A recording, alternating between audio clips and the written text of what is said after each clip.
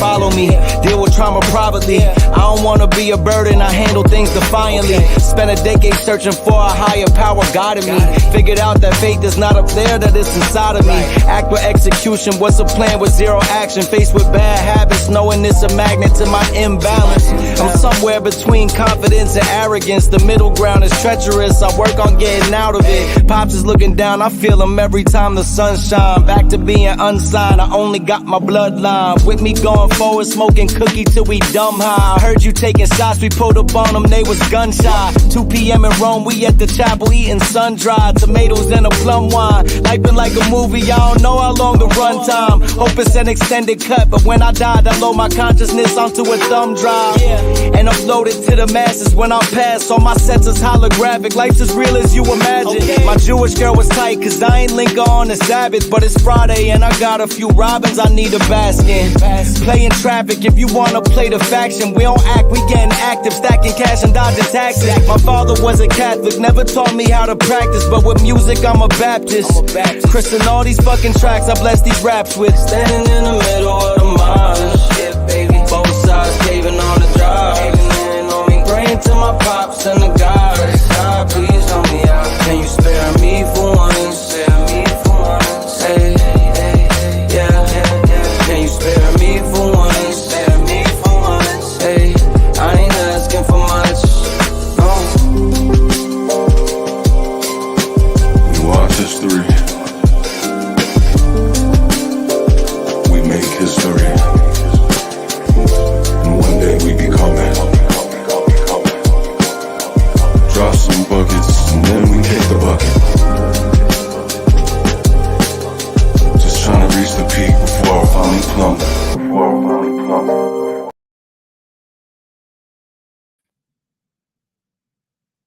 The meat bug got me. Ladies and gentlemen, what's going on tonight? What's going on? All right, as you can see, we're here for another Talk Tuesday. Got a great show for you guys tonight. But before we do, we got a few people in the chat.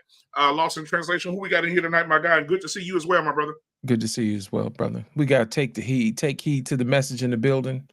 We also, of course, we have Almond Eyes and my main man, JT in the building, Anissa in the building, and then the one and only Almond Eyes. All right, Almond Eyes, I did send you the link, sweetheart, so I don't know if you got it or not, but I did send it to you. All right, so guys, we're going to have a good show tonight. But before we do housekeeping here, guys, hit the like button, hit the subscribe button as we continue to do the work over here at Black Men Unfiltered Network and bring you people who can have a conversation. So we appreciate you guys for being here. Guys, I want you to know that, hey, listen, we appreciate anything that you want to give tonight. If you want to give through the Cash App, please do so. The Cash App will be scrolling at the bottom of the screen in a few seconds here. Also, hit the like button, hit the subscribe button, because that also helps the channel as well. All right. We appreciate you guys for everything that you do. We got a hell of a show for tonight. Relational Witchcraft. Oh, my God. Relational Witchcraft is tonight. I hope they ready. Man, you ready, Lost? Are you ready? I hope they're ready, man. You know, I stay prepared, man. I've been dealing with demons and devils all day today. That's how I knew today's show was going to be good. I am well versed and well practiced for the mission at hand this evening. I just want you to know. Exactly, my brother. And when I called you today, when I texted you, I called you one of them, you said, "Oh man, it's going down tonight. It's going down." And I didn't know you were dealing with that today, my brother. So it fits right in, guys. Again, hit the like button, hit the subscribe button as you come in. Hit the Cash App at the bottom of the screen right there. You see it rolling. Throw your boy a couple of pieces of change so he can do some things. All right, I appreciate you guys. Help your boy pay the bills for the Black Men Unfiltered Network. All right, I appreciate it. I want to start bringing people up because you know how we get it in on Tuesdays.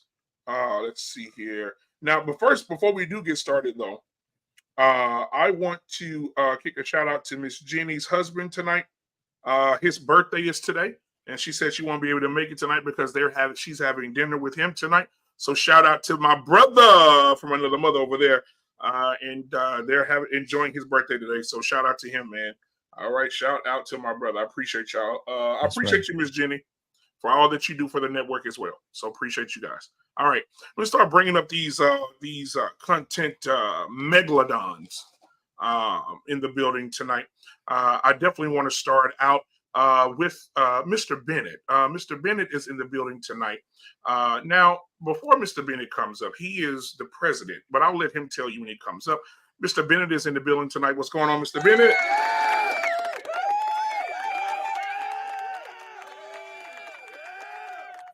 I got hit with the mute button also. Good evening, everyone. Good to be here this evening. And again, as has been previously stated, I am the president of the bold and the beautiful, the benevolent ball brotherhood of the BMU network, living that follically free life. Good to be with you guys and looking forward to a stimulating conversation with you all.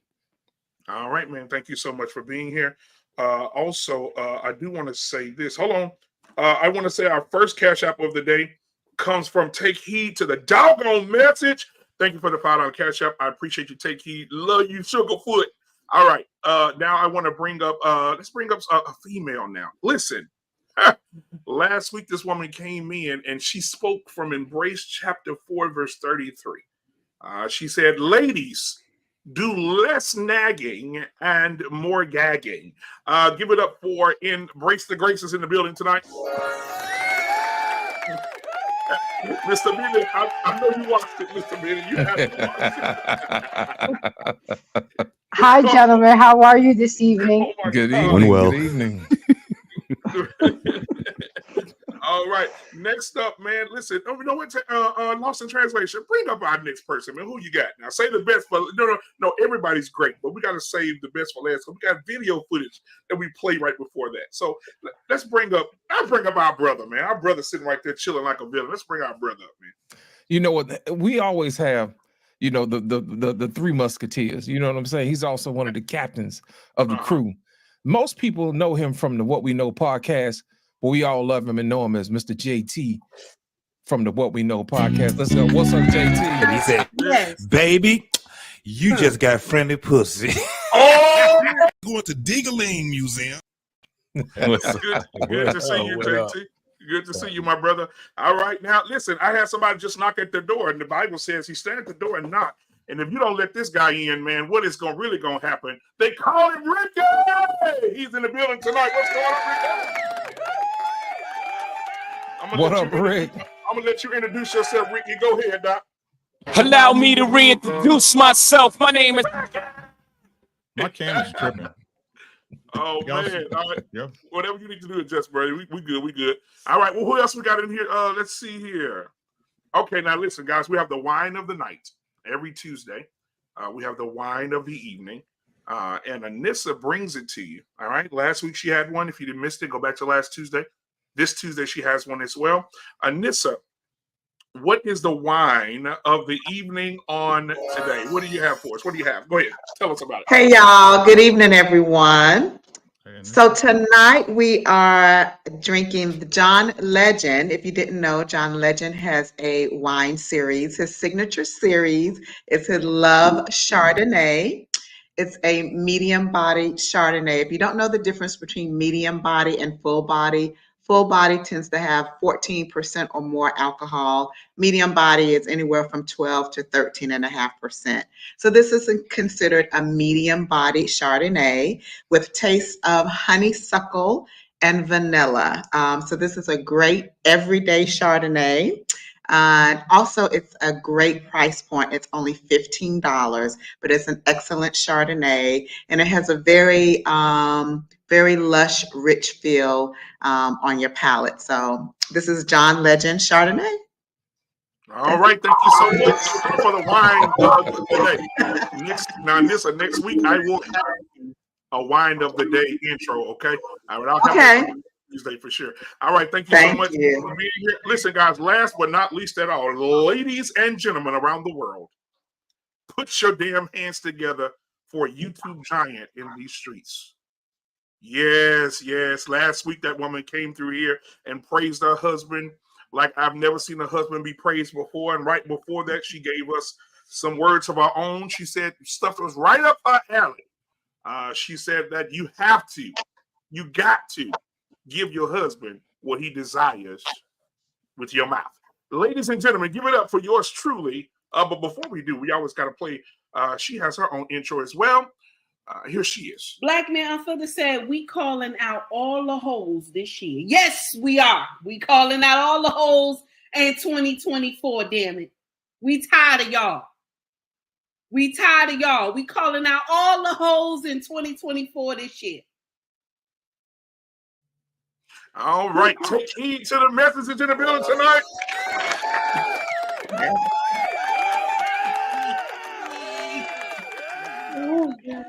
All right, it's good to see each and every one of you. You already know that I always have to check you guys out. I know I already asked, but I want to know how your family's doing. How are you doing? How are you guys really?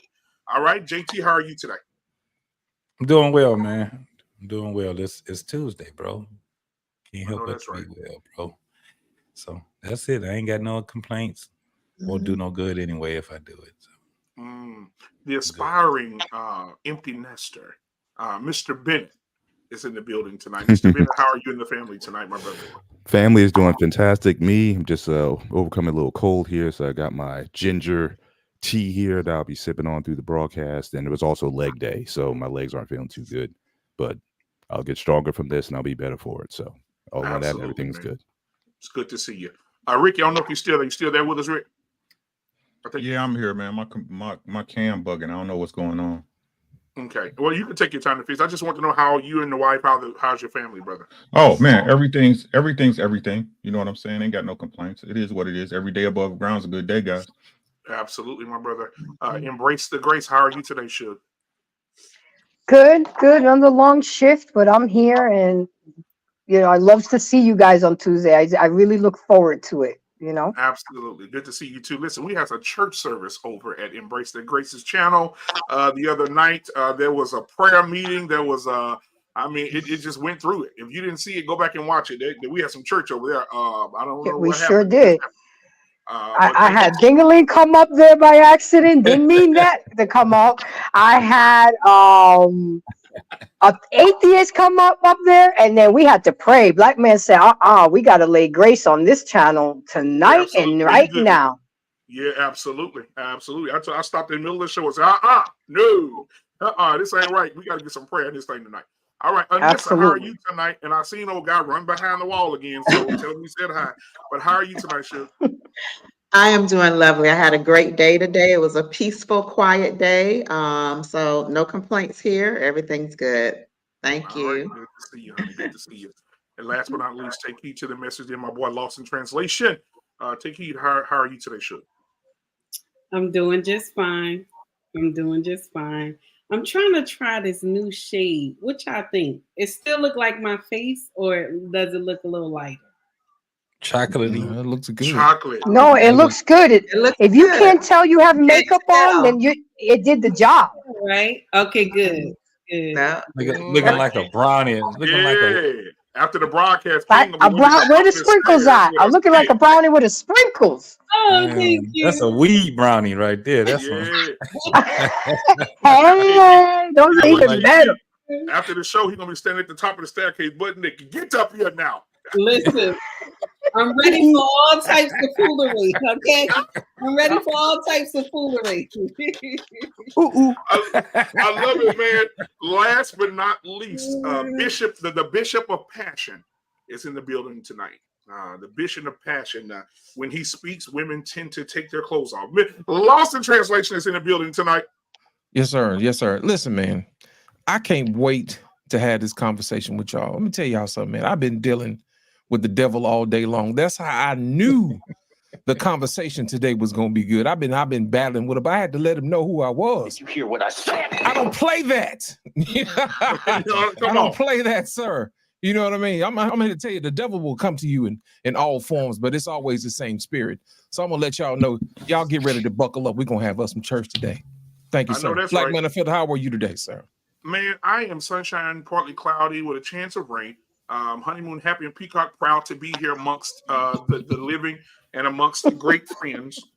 It is so good for us to be here. My pastor would say, the grass withers and the flowers fadeth, but the word shall stand forever.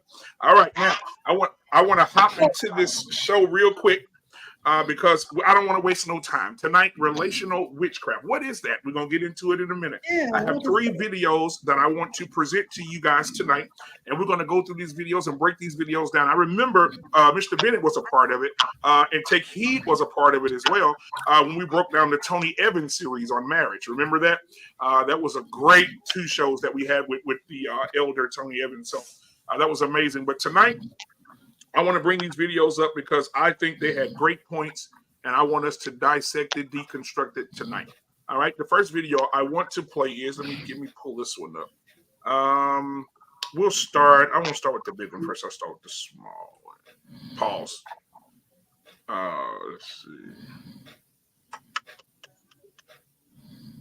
Is it this one? Find what witchcraft is. All right. Witchcraft is control, manipulation, or intimidation. The scripture says that rebellion is as the sin of witchcraft, meaning that whenever you go against God's law, whenever you go against God's word, you're saying that I want to make it happen myself. Whenever you take upon yourself, or whenever you take it upon yourself, the responsibility of accomplishing what God has called you to accomplish, I'm talking about in your own strength, your own way, outside of God's will or outside of God's word, the scripture calls that witchcraft. But what we're talking about is control, manipulation, and intimidation. It is your desire to make another person do or be something you want them to do or be without God's input or intervention. So like say you get with somebody and hear me, it happens so frequently and it's so familiar, people don't even know it. Say you get with a man, right? A woman gets with a man and she wants the man to even be a Christian. The man ain't in church and she wants the man to be a Christian. So she starts praying certain prayers like, Lord, make him go to church. Make him like God. Make him like the word. You can't make him do that. No. Right? Wait, is that not a good prayer? No, that's not a good prayer. Is that witchcraft? That's witchcraft. Oh my God. That's not a good prayer. Now, if you want to pray for a soul, you could do that. But you trying to make him do something for your benefit? Right. Because you want to be with him? I want him to be saved so I can be. No, you should want him to be saved so that he can know God. And guess what? That may include him not being with you. Wow. And if you really want what God wants for his life, then you will be willing to break up, live holy, do whatever you need to do so that he can be close with God. But if you're doing this so that they can be close with you or for your own benefit, for your own purpose, bro, that's witchcraft. Because you don't really care nothing about them. You just want them with you at any means necessary. So 100%, that's witchcraft. Look, I want him to be this and I want him to be that. Father, I want him. You need to accept him the way he is. That's number one. And then y'all can work together as friends. Friends sharpen friends the same way iron sharpens iron. Then y'all can work together to grow together. But there is no guarantee that he's going to grow into the version of whoever you want him to be. So you can't stick with him just to see him become what you want him to be. And there's a lot of people that do that. And literally their entire life, their entire relationship is bent on them making this man or making this woman. Because a lot of times it's true on the other end too. People trying to change people. 100%. A man to get with a woman, the woman is conservative. She ain't no freak. She don't want to do all that stuff. Slayer. Right? She don't mind being walked into it in a monogamous, covenant, God-fearing relationship. But what she don't want you to do is liquor her up and talk her into stuff that she's gonna regret later. And people do it all the time. That's witchcraft. Wow. So we'll stop right there. We'll pause for a second. Let me bring it down, bring everybody back up. So far, guys, what are your thoughts so far? We'll start with my co-host here, Lost in Translation, man. What are your thoughts, my guy? You know what? I'm so glad you started with me because this is something that people really need to pay attention to what's going on, man. If you're trying to get something out of somebody, that's manipulation. That goes directly against God. God gives us free will. That's the reason why he put us in the garden. And he said, don't eat of the tree of good and evil. Don't eat of the tree of knowledge of good and of good and evil. And they went over there and did it anyway. But he didn't put up nothing to stop them from doing it. He just told them don't do it, but he still gave them the free will. And anytime you want to manipulate somebody or try to coerce them or tell them who they aren't, and who they are to get them to move in the direction you want them to, that's manipulation, man. You can't do that. You can't. And the dude was absolutely correct. And people do this in relationships all the time. And you can tell by their language. And that's all you have to do is listen to what they're saying.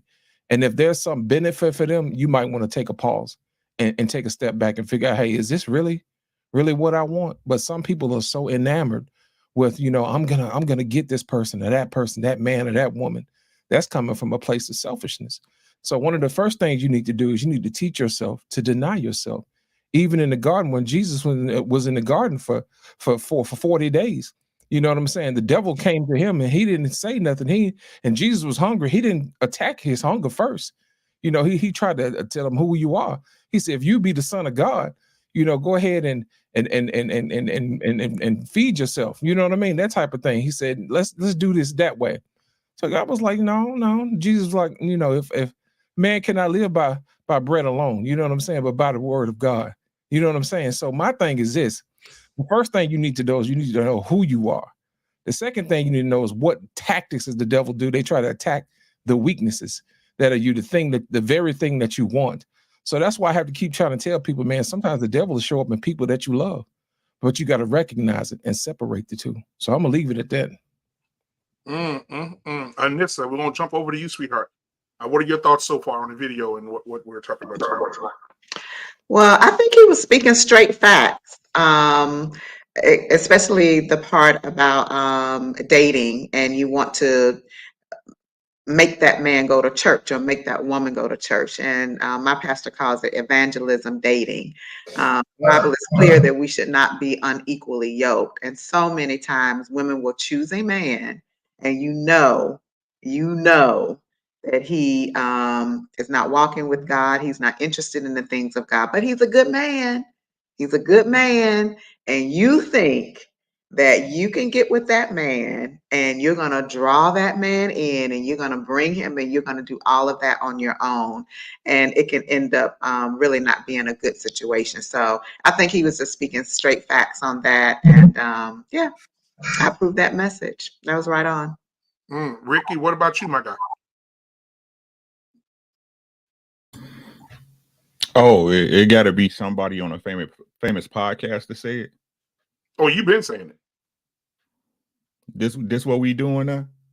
No, Ricky, don't do that. You've been saying it, Rick. Come on. I'm going to give you flowers, brother. I'm going to give you flowers. Come on now.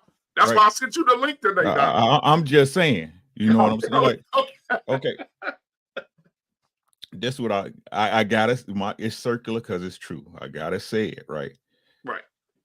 You love the person as they are when you meet them. Anything else they become past that is a bonus. Right? Most people go into relationships with the expectation you can't change nobody. You can change no one. People change themselves, right? And to elaborate on the point that he was making about the woman praying, she is to improve what I currently am. Y'all understand what I'm saying? Right. Right. She is to improve. It is not for him to make that point of what a woman wants a man to do. He should be doing that for you already if that is something you require from him. You can't be hoping I'm gonna do that. That might not be in me. You're hoping that I become that, but that's not me. It's the same with dudes. You hoping your girl become, that's her. This is her. Love her where she's at. But people love the they love the potential of people. And it's not even the real potential, right? It's the potential that you see.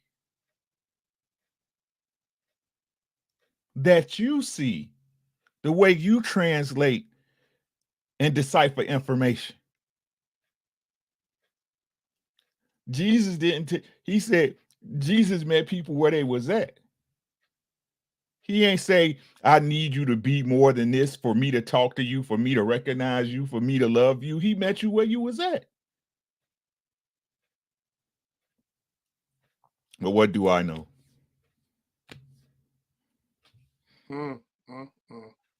Wow. Let's go back. Let's go to embrace the grace. Talk to me. Our God is a jealous God, and He don't play that. It's you're all in or nothing. It's not 1 foot in or 1 foot out. And He takes witchcraft seriously. And the penalty for that, practicing under Mosaic law, it was death. So to try to force somebody to be something that they're not, or feel something that they don't feel, or try to know the future, that's the Lord's position. And we can't be like God. There's only two sources of spiritual power, and that's God and Satan.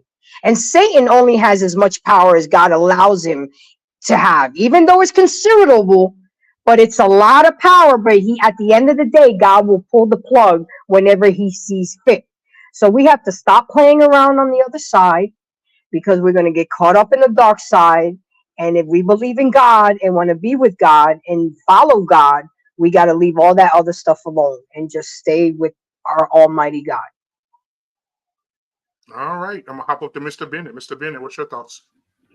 I had some issues with what he was saying. The prescription, the diagnosis, I think is of the symptoms is correct. I mean, certainly manipulation, doing things for selfish and selfish purposes, that is very real. That's not witchcraft. The scripture that he was referring to was in 1 Samuel 15:23. Says, for rebellion is as the sin of witchcraft. But that he did not say it is witchcraft. Witchcraft is the direct consultation of evil spirits, divination. So if you go into a tarot reader for your relationship advice, or if you're going to go to some stones and to get some relationship advice, that is witchcraft. But one thing I don't like sometimes in these discussions is that we tend to sometimes take human beings off the hook. We are born sinful.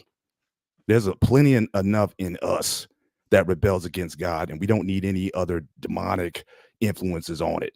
It's not like a 50-50 thing where we're constantly every day. No, we're bad all by ourselves. So but certainly what he talked about, yes, do people act selfishly? You're right, because of their sinful nature, absolutely. But let's call things what they are. That is not witchcraft.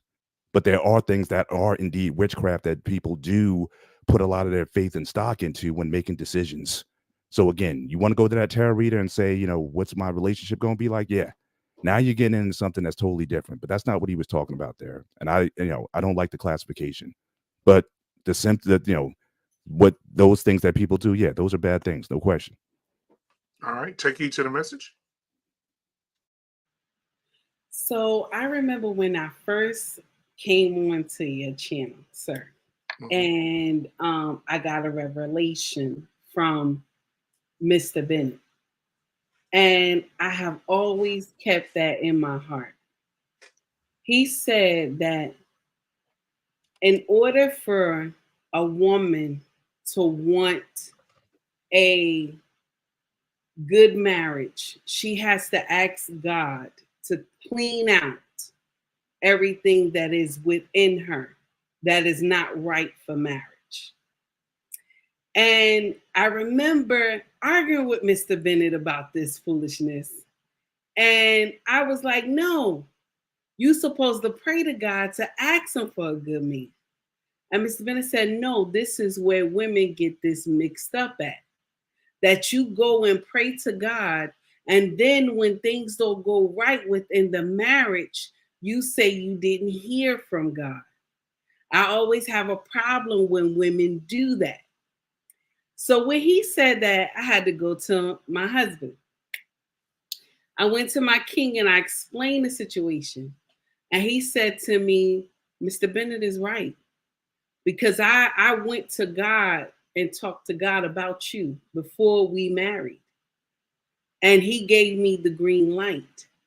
So what happened was you just got the notification that I was your husband. That's it. So now he told me, when you see Mr. Bennett next Tuesday, you close your mouth and apologize. So when I had to come back, I had to apologize to Mr. Bennett because I was wrong. And from that day forth, I have always preached that to everybody on my channel that are women. You have to ask God to clean out everything that is not right within you for marriage, in order for the marriage to succeed. Not you go to God and pray, I want a man that believes in you. I want a man that is this. I want a man that is that. Because that's not what it requires. That's not what you need. There's some things as Christian women, we got to understand the assignment. There's some things that is not right within us. Just because you go to church every Sunday or you in church 7 days a week doesn't make you right for marriage. That's why you have to go to God and ask him to clean out everything that is not right within you for marriage. So with that being said, that's my case right there. So I'm done. Thank you. All right. Appreciate it. Take heed to the message. JT from What We Know Podcast. What are your thoughts? Everybody stepped on my damn point. Shit. You know, That's all right. Say it again. Say it again. Having all these damn intelligent people up here. Damn. No, but the only thing I need to say is that a lot of people are not conscious of process, right? Everything takes a process. And when it comes down to it, this is what we're talking about. You have to have consciousness of the process to get you to wherever you are. If you're asking God to give you those little bitty things, send me a man, give me $1 million. It's not, you know what that shit might entail? The process might end up being that you're going to have to lose way more than what you can expect to lose because you want that. I want him to be in, and it was, I do have to agree with my man when he say a woman sit back and say she prayed that this man is God-fearing. She prayed that this man go to church every week. Yeah, he end up going, but he might not be going with you. He might be going with somebody else. It's kind of like the 12-step program. You know, you got somebody that's on alcohol or drugs or something like that, and you got people that pray for them. Their mate will be praying for them and working with them just to help them get through those 12 steps. And by the time they got to step 11, they might have to leave that same person that was walking them to that doorstep to find their redemption, because they found out that, oh, damn, I was the bad part of that person's life. I was the enabler. I was the one that was doing the things. And so when they had to get rid of the drugs, they had to get rid of everything that it was attached to. And sometimes it'd be you that they were attached to. So you got to be careful what you call yourself praying for. I definitely agree with what Mr. Bennett said. That's not witchcraft. That there is selfishness. I ended there.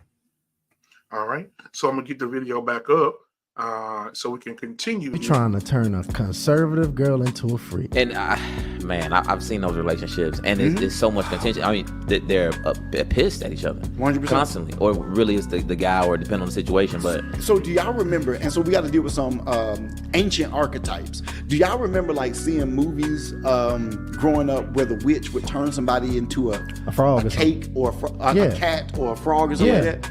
That's an archetype. That's a symbol that I have control over what you become.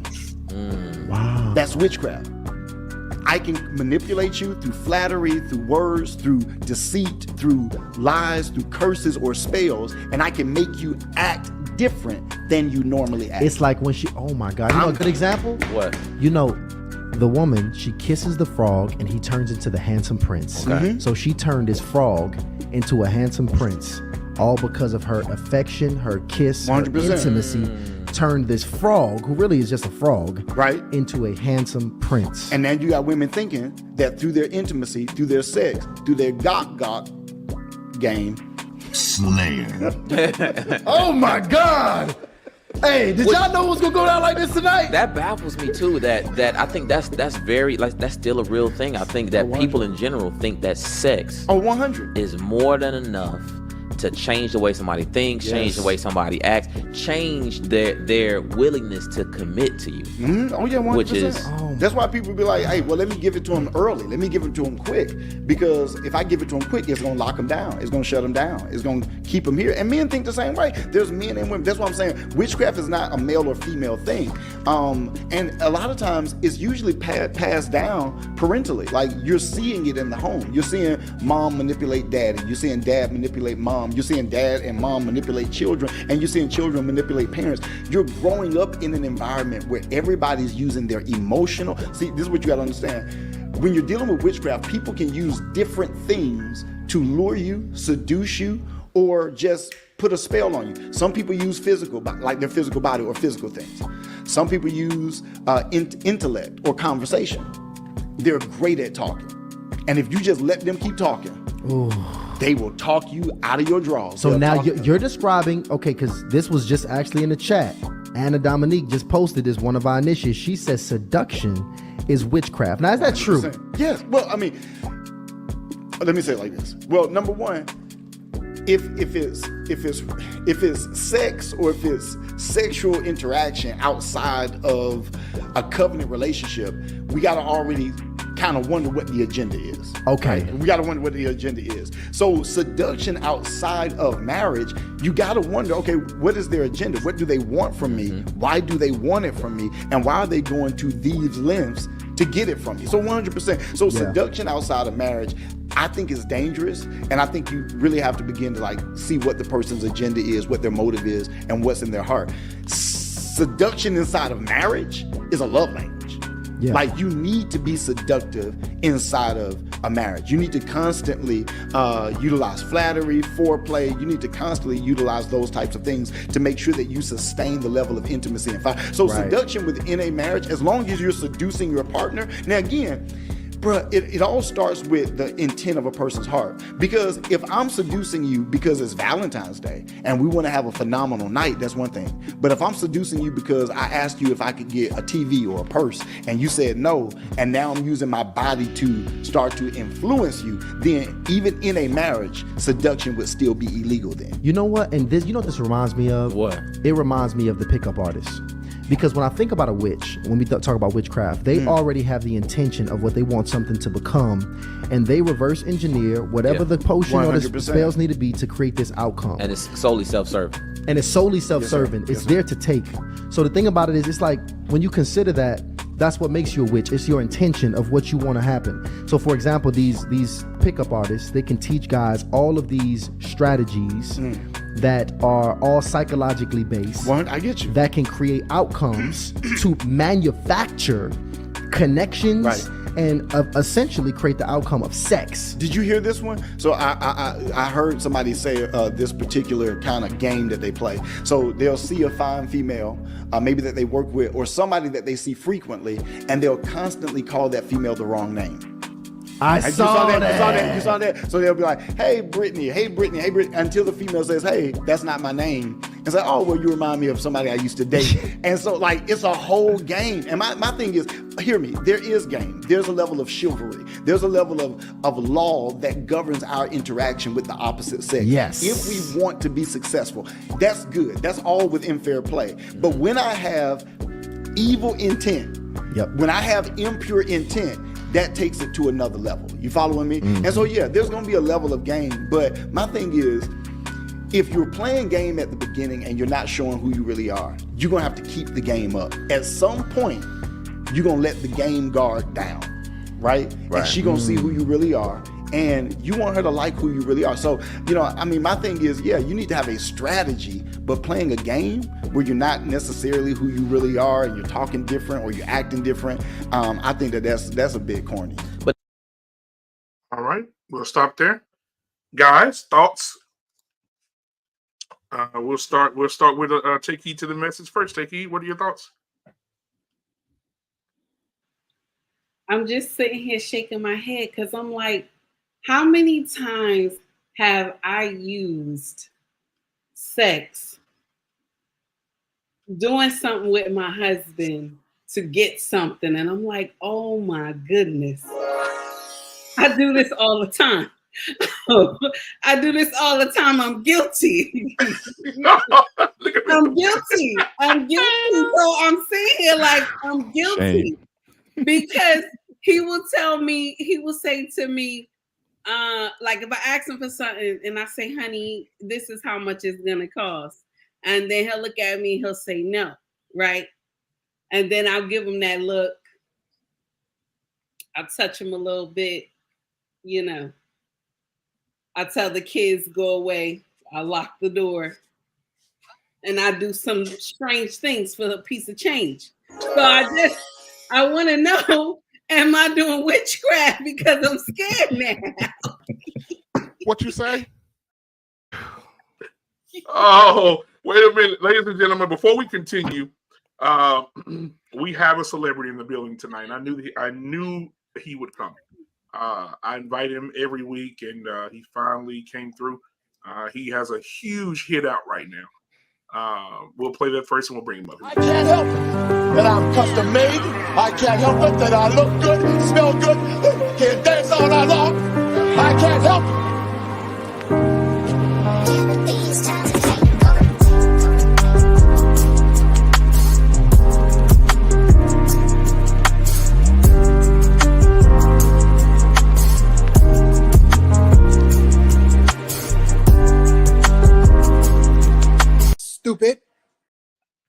Ladies and gentlemen, Trey is in the building tonight. Ladies and gentlemen. What What's up, everybody? What's up, y'all? Hey, Black man, how much it gonna cost me to get you to get rid of that? What's it gonna cost? You know, we'll talk about it later. Some of that Tesla stock, bro. Yeah, give us some of that stock. But man, thank you for being here, Trey. I'm gonna hop over to Ricky. Ricky, what are your thoughts, my guy?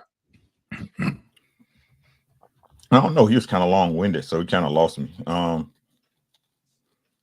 Yeah. The one part I do want to speak on when he was talking about the game. Here's a gem for you guys, right? Listen real close. The thing about the game is there is no game. The best game you can have is to have no game whatsoever. Come as you are. Be who you are. That way you know if a person really rock with you for you.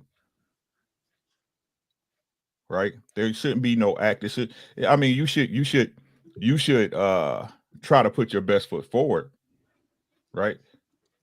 But as far as any game, it's not necessary. And I do want to agree with Take Heed. You know, stuff always get asked after the moment. You know what I'm saying? It's just how it goes. You know, I need you to do this tomorrow. My car making this noise. It always comes after the, you know. Absolutely. Man, appreciate that, man.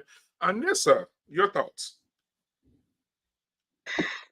Well, I think he had some very valid points, especially when he said how I think women may have been trained to think that being seductive or being sexual, whether you're dating or getting to know someone, we women do use that as a form of manipulation with men because we have been, I think, taught, some of us, that that's how you get what you want. That's how you get the man. You have women that are out here competing for men and they're doing, I'm going to outdo, the other woman because we think that that's the way, to get what we want out of the man. That's the way to get the relationship. That's the way to get the marriage. You got women out here having kids outside of wedlock thinking that, well, I'm going to be the one to give him his first baby and I'm going to, whatever. So yeah, I think that sadly, I think some women have been taught that, and some women have embraced that type of behavior. So I think he had good points with that, and it also works some vice versa as well. But yeah, that's the part that I wanted to comment on. All right, thank you so much. Embrace the grace. I'm starting to feel like Take Heed because I ain't gonna lie to you. I didn't use my pretty privilege. I didn't use my intelligence. I didn't use everything I got to get what I want. You know what I'm saying? It's like sometimes taking candy from a baby, but not with ill will intentions. I mean, I'm just keeping it real with y'all. You know. Sometimes it's necessary for survival. Sometimes, I want that Michael Kors bag and I'm going to cook his favorite meal. I'm going to, do what I do. And I'm going to do what I got to do to get what I want. But I think that if it's reciprocated, it's not as bad. What do you guys think? Because there are women out here who just take, but don't give back. And that's when I feel that there's an issue. I don't mind using my pretty privilege and my woman privilege, but I know that I reciprocate it. I know when he wants something. I know when we go to the mall and he sees something for a while and he doesn't get it, I'll go right back the next day and get it. If there's reciprocation, I don't feel like it's, seduction. Would you guys agree with me? I don't think it have ill intentions. I think it's just inside your relationship with the man. Listen, we know when we being finessed with our woman. Shit, sometimes we'll tell you, hold the ass. You ain't gotta even do all of that. I got you. So it's good. You ain't gotta. I mean, I'm still gonna take it, but you didn't have to do that. I was just about to say that to you. I was just about to say, well, do they not do it? Because I've never experienced that one before. No, we gonna do it because it's on GP. Just because, we into you like that. So yeah. Right. And right when you said that, I was looking up some things here because I know Mr. Bennett and I always be typing during the show, looking at these things as we go. But I looked it up here. It says witchcraft attacks can be identified through signs such as manipulation, control, and the use of fear, and to cast spells and spread lies. Gossip. Yeah. That's a sin. I think, No, I'm not saying that is witchcraft because I know you're understand not. I'm just saying based on his the definition. etymology of witchcraft. So yeah. So so I was looking up. I said I typed in biblical signs of witchcraft, and this the first thing came up says identifying signs of witchcraft, and that's what I just read off. So I don't know, that's what I just read off Google. But I will say, when it comes to the sex thing, I think man, that definitely can be used. It can. Man, let's just be real, y'all. We always be real. We unfiltered over here. Pussy has destroyed a nation. It has destroyed nations. It has destroyed men, kings. It's just, even from a biblical perspective. I remember, Mr. Benny, you're probably more familiar with it. I know, lost in translation. We're having a brain fart here.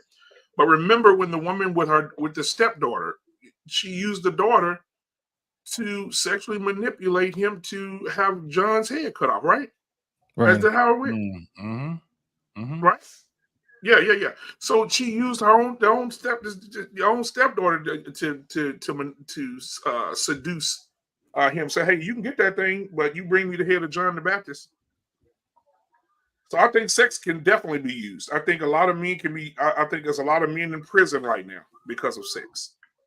Women have manipulated them, made love to them, and had that Jezebel spirit over them, and shit, these men go killing everybody. You know what I'm saying? I'll kill everybody for you, baby. So, Mr. Bennett, I want to get your thoughts, man. What are your thoughts? Well, it's going to be similar to what I said before. I think he's honestly just as, and I'm sure you may have some different videos tonight. My spider sense is already up on this guy. And I think this is one of those guys who likes to use certain buzzwords and phrases because it gets clicks and lights. He basically scratches the ears of people who want to hear this kind of stuff. Like I said, human beings are bad all by ourselves. We are selfish to a fault, and we will do anything to get what we want. So we don't have to reclassify it as anything else. We don't have to say the devil made me do it, or some spirit made me do it, or some spirit of Jezebel made me do it. No, we're bad enough all by ourselves.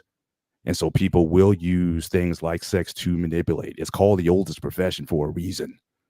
So we don't have to go and try to repackage or something that's already been around since time immemorial. So, I mean, the idea that, even in marriage, sex could be transactional. And I think a lot of that oftentimes starts with, and again, I've talked about it in the space time and time again. We have not for forever have not taught, especially women, a proper view of sex, a proper view of sex in marriage, a proper use and appreciation for their bodies. And so the idea is, well, I'm going to turn this conservative into a freak kind of thing. The girl was never really properly raised to have a good perspective on sex to begin with. And now these guys are going through all these hurdles to try to make her something that she's just not comfortable with. And then that's when it becomes manipulative. So again, this, you got to start with foundations here. And if the foundation's bad, I don't care how many lessons or sermons or, lectures, whatever that people are going to say about something, it's still going to be bad. So I think the whole thing needs to be just torn down and let's start over. God made man and women to be sexual beings and to desire one another. And certainly in the covenant of marriage, the marital bed is not defiled. And if we could just start with that, I think a lot of marriage would be a lot better off. But we want to put these labels on and we want to, rebrand. There's no need to do that. But yes, people do use sex for manipulation. And, It's no surprise that, as you've often quoted on the show, BMU, that 70% of marriages are now sexless. Because, again, you've taken something that should be freely given and freely shared with mutual benefits, and you made it a quid pro quo. So you do this for me, I do this for you. That's not marriage. Marriage is about 100% sacrifice. I give because you're my wife. Full stop. But if I'm doing it because I want something out of you, even as your husband, I'm doing something wrong. And I'm making something that is, again, supposed to be free. Now I'm putting a price tag on it.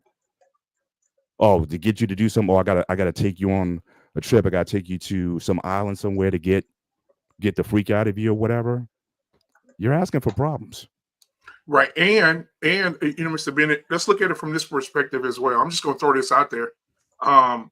I think when you talked about manipulation, there are some women, and I know of a couple right now that if his wife don't want to do nothing freaky at all, but if she get that spirit of that liquor in her, she'll suck his dick while he's standing on top of the volcano. Right. Now I do want to actually, thanks for bringing that up, because I do want to talk about, he lumped everything together. Like I said, there is such a thing called witchcraft.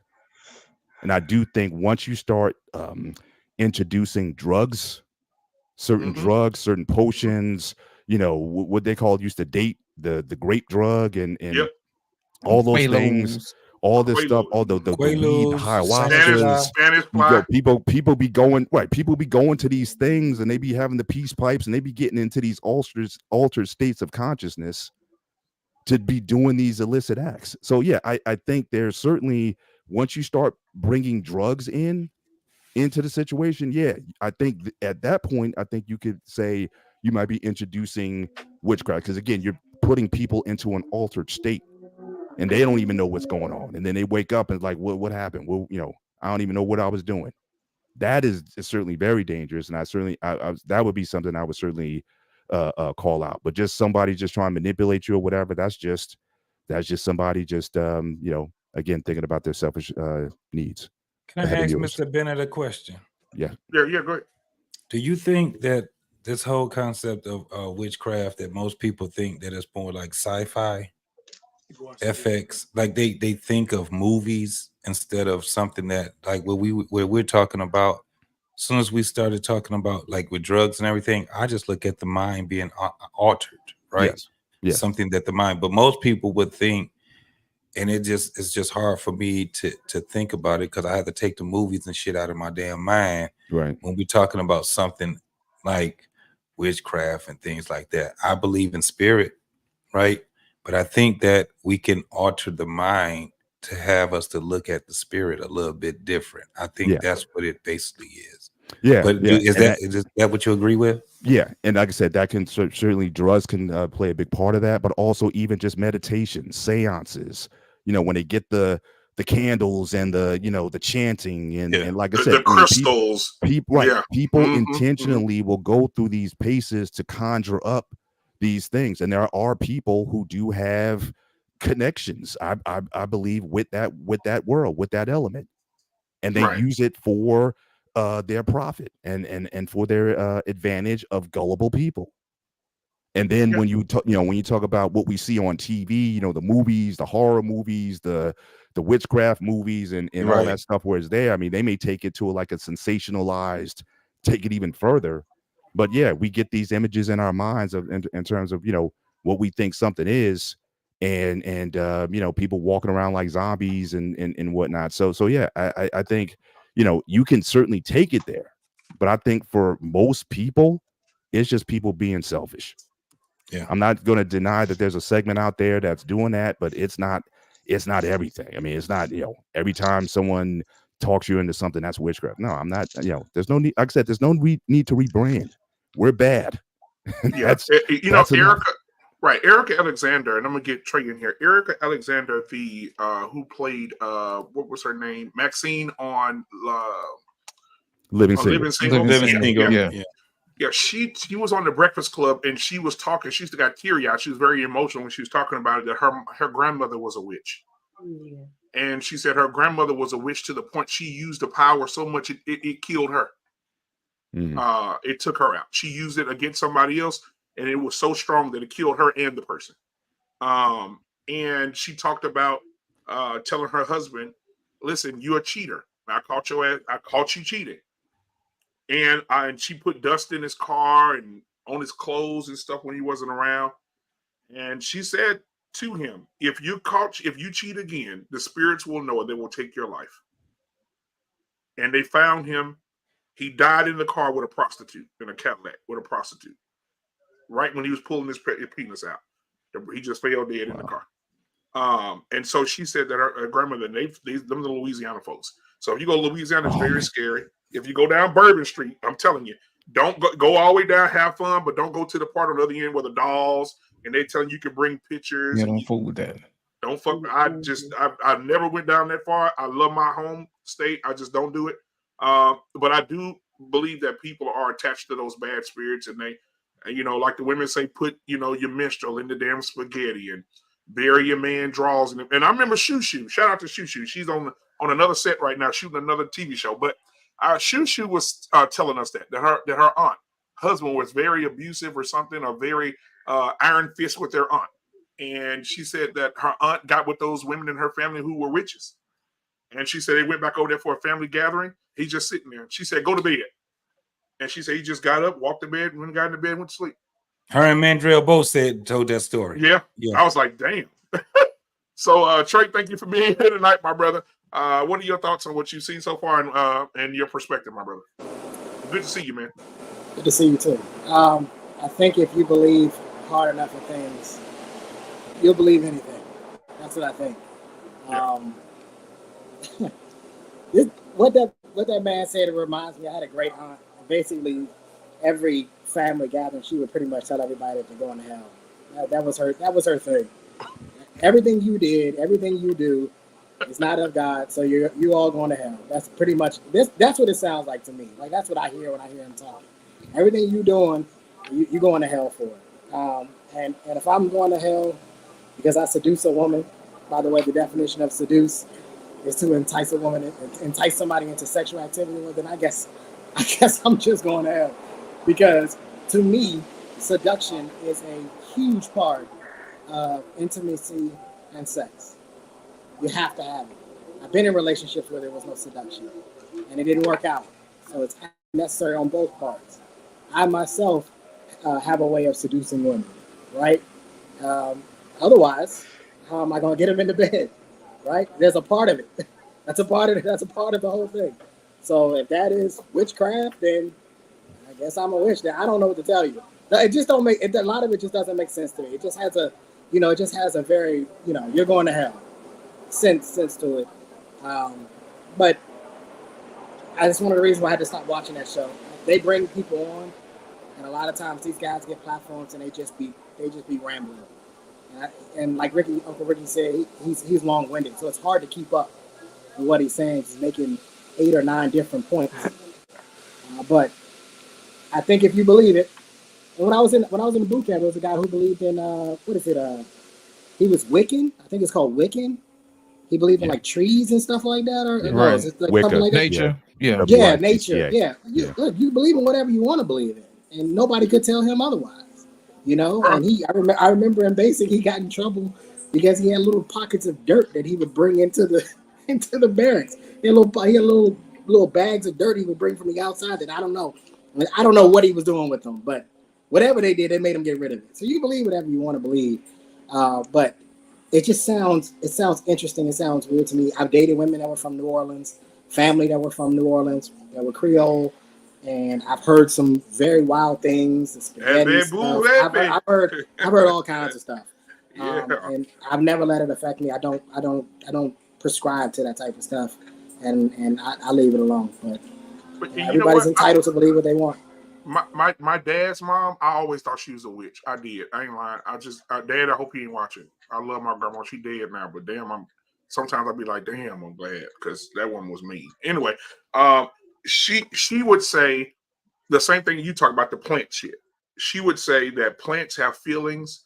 They control what our level of oxygen and all this other shit, right? And she went to the part where she said I'm gonna prove it to you. And she would have one plant on the other side of the house in the window. The other side of the house, she would have another one. She would go in the damn room with one plant and cuss the plant out every day.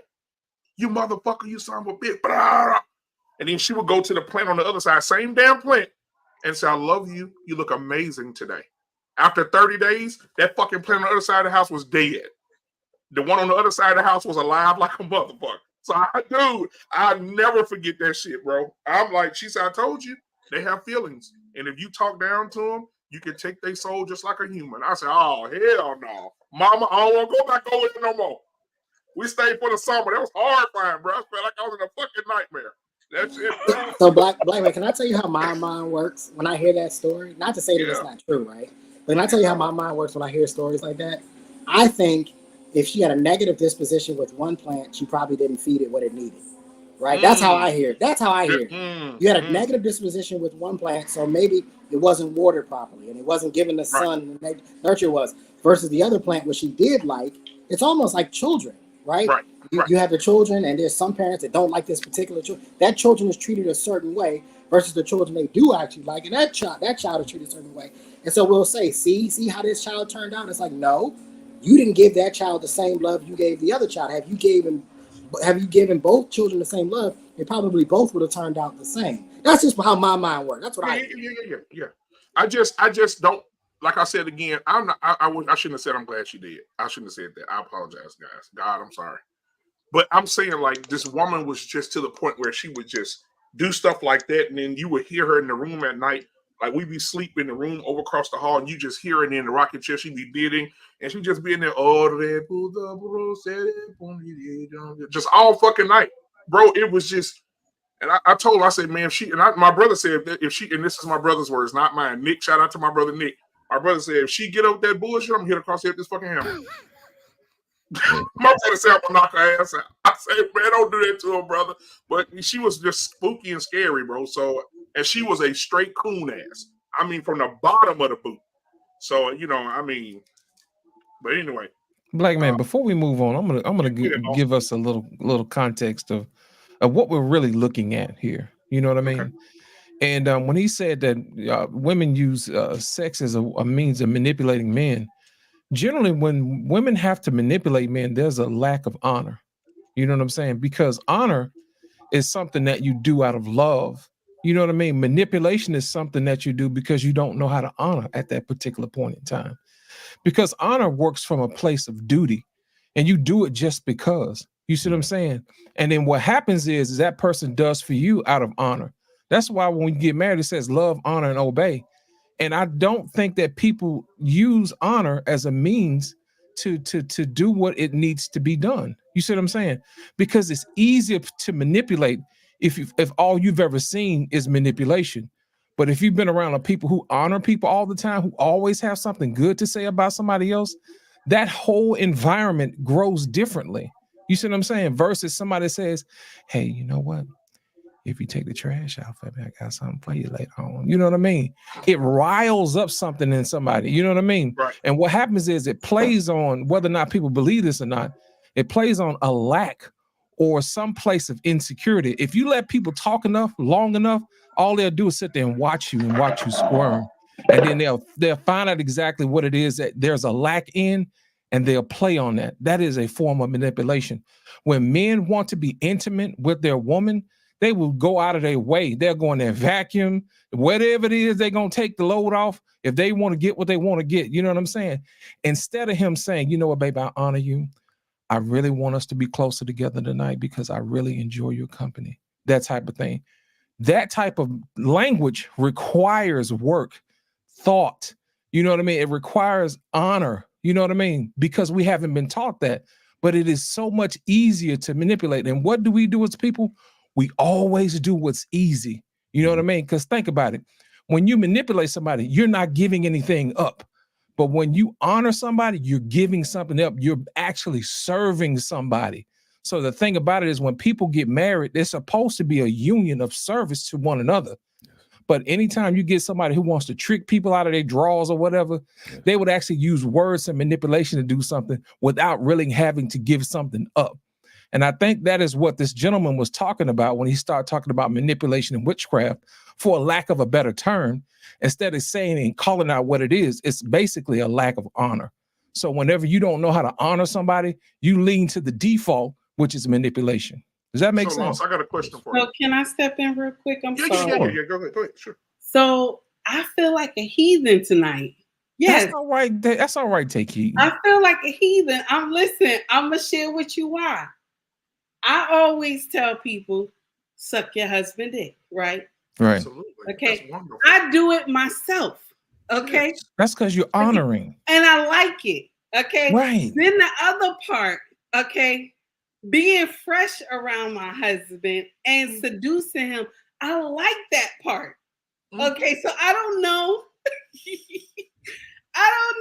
I don't know. I'm a heathen. I come to that conclusion. No, I ain't gonna say that now. I don't understand.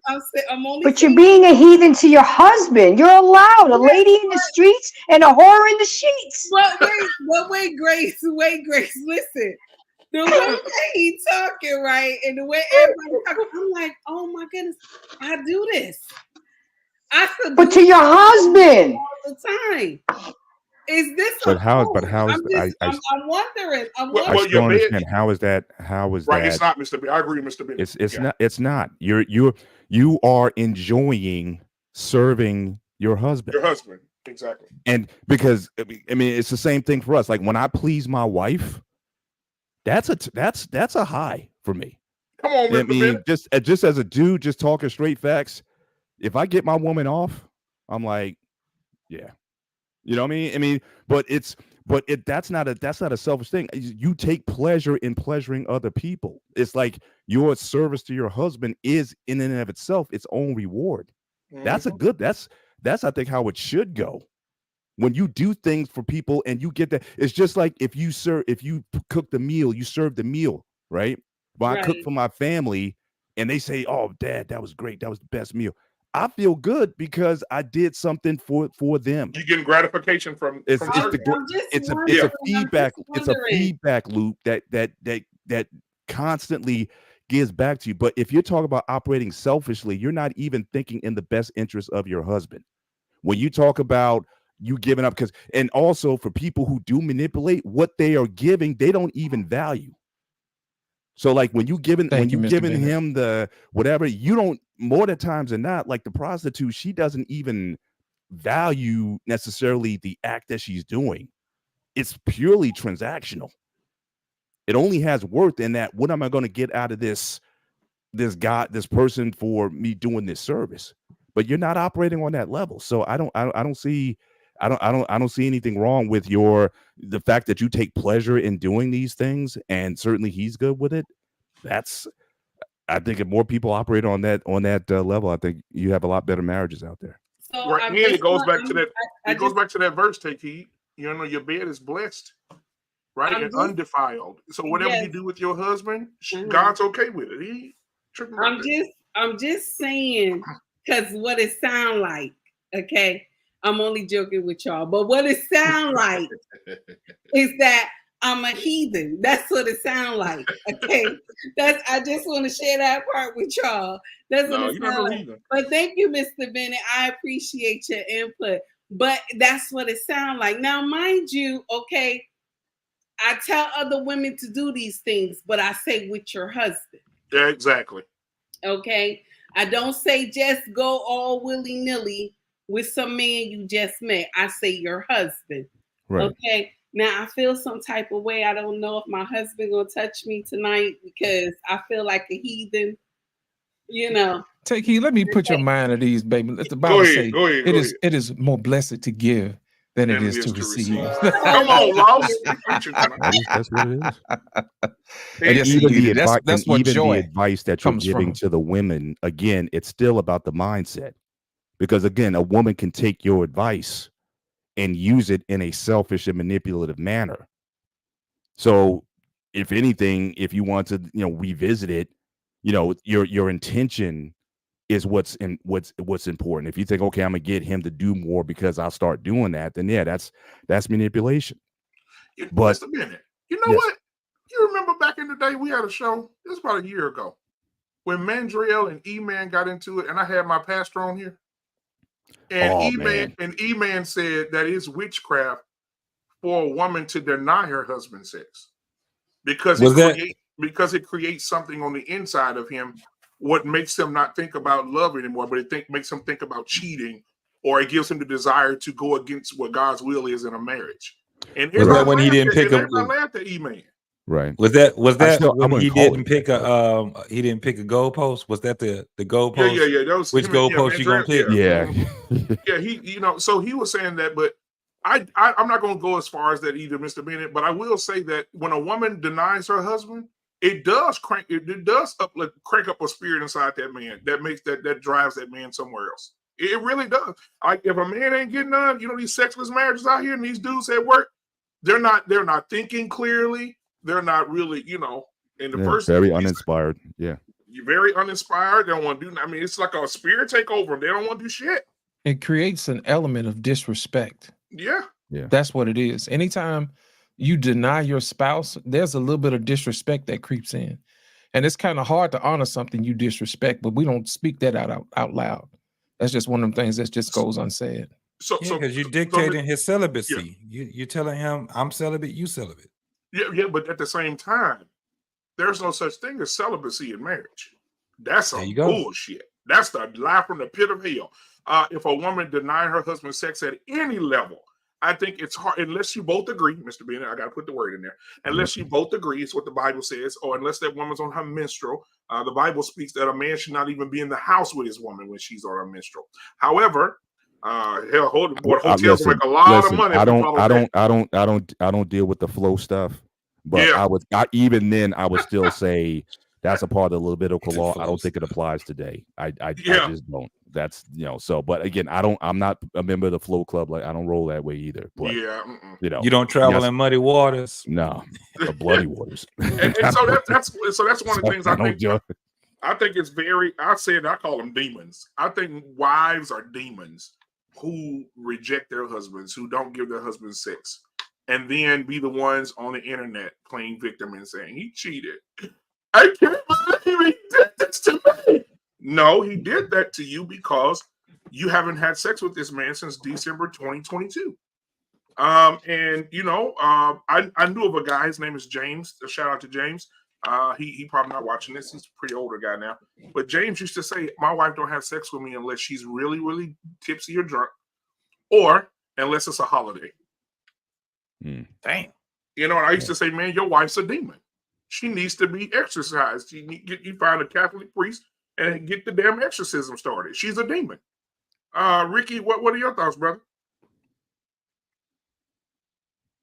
On what? Ricky, you ain't getting no ass. Huh? Ricky, that's what she's gonna tell you. Ricky, you know what? I think sex is for kids. I don't think I'm gonna give you no more of this pussy. Okay. We too old for sex. Okay, that's cool. That's cool. Ricky like me. All right. Ricky say okay. Ricky like me. All right. Okay. Okay. I don't know how you think this is about to go on, but all right, then. That's cool. Mr. Bennett, you ain't getting no more of his ass. I think those days of sex are over. I'm not getting no more of her ass. I'm getting somebody's ass. Yeah. It's gonna be attached to a female. And she gonna know about it. Mr. Bennett, if your wife say, you know what, I'm at a time in my life where sex is not important to me anymore. Again, I'm not one to step out. That's just not who I am. So I'm not just going to go to another source. So again, we may be talking about permanent separation at that point. If it's that, does that mean to me? Because to me that's abandonment. Now, look, the Bible calls for again abandonment, and to me that's a form of abandonment. Especially if there's nothing wrong with you physically, if there's nothing there that's preventing you or whatever, you just being cruel. That is a grounds. So I would rather pursue that, but I'm not. I just think that's just I just can't see it. So you mean I can imagine Mr. Bennett too. I can't do it. I can't leave my wife. I couldn't leave her for that. So you said for divorce. So you think that raises up a the cause for divorce, abandonment of sex? For me, yes. But never a call. Are you out of your fucking mind? Are you crazy? I wouldn't leave my wife for that. I wouldn't leave my wife for that, but she gonna know what's popping. Yeah. How can you say I'm cheating when you ain't the one sleeping with me? That's not cheating. Ooh. If anything, she's cheating on you. He said, baby, you just got friendly pussy.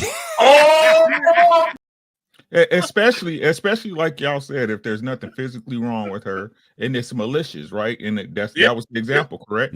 Right? Yeah. So I'm gonna keep it a bean. That's just how I am. You're gonna go through what I'm going through. Fuck all that. But you still would, even if she's doing it malicious. Yeah. Let me explain because go ahead. Let me explain. Because like I said, sex is a part of it, but it's not the reason I'm here. You see what I'm saying? Right? It's something I need that. I need that. You see what I'm saying? Turn your background off. You got no YouTube on. I need that, right? But that's not the reason. That's not the only sole reason that I'm with her. It's like I said, man. Me and my wife, we've been 20 plus years, man. It's so much more than that. It's so much more than that, right? So it's like I couldn't leave her for that. I couldn't leave her, but I'm gonna get my business handled. That's a fact, and she gonna know. She's going to know. Somebody at the door. Gonna be some smoke in the city. Oh well, right? Either you handle the business or the business is going to get handled. That's just the way it goes. You know what I'm saying? Like I said, again, this is me. I ain't saying this is what y'all would do, right? That's not. But like I said, me and my wife, I believe that right at this point in our relationship, me and my wife is honest enough to have that conversation with each other. Yeah, I agree. Yeah. I think that personally, I would say the same. I think I would walk through Central Park with Mr. Bennett on this one. I do think that if your wife denies you sex, I think, no matter how good things are outside of that, I just think that it's unnecessary. I think that's not what we agreed on.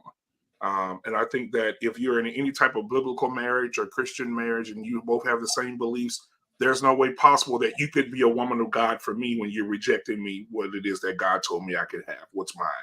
And, and it simply says in the Bible that when we become one, your body belongs to me and mine to you. And I think that that rings true. And I don't think if you go against that, I can't see you the same. I can't see you as a godly woman. I can't see you doing anything godly.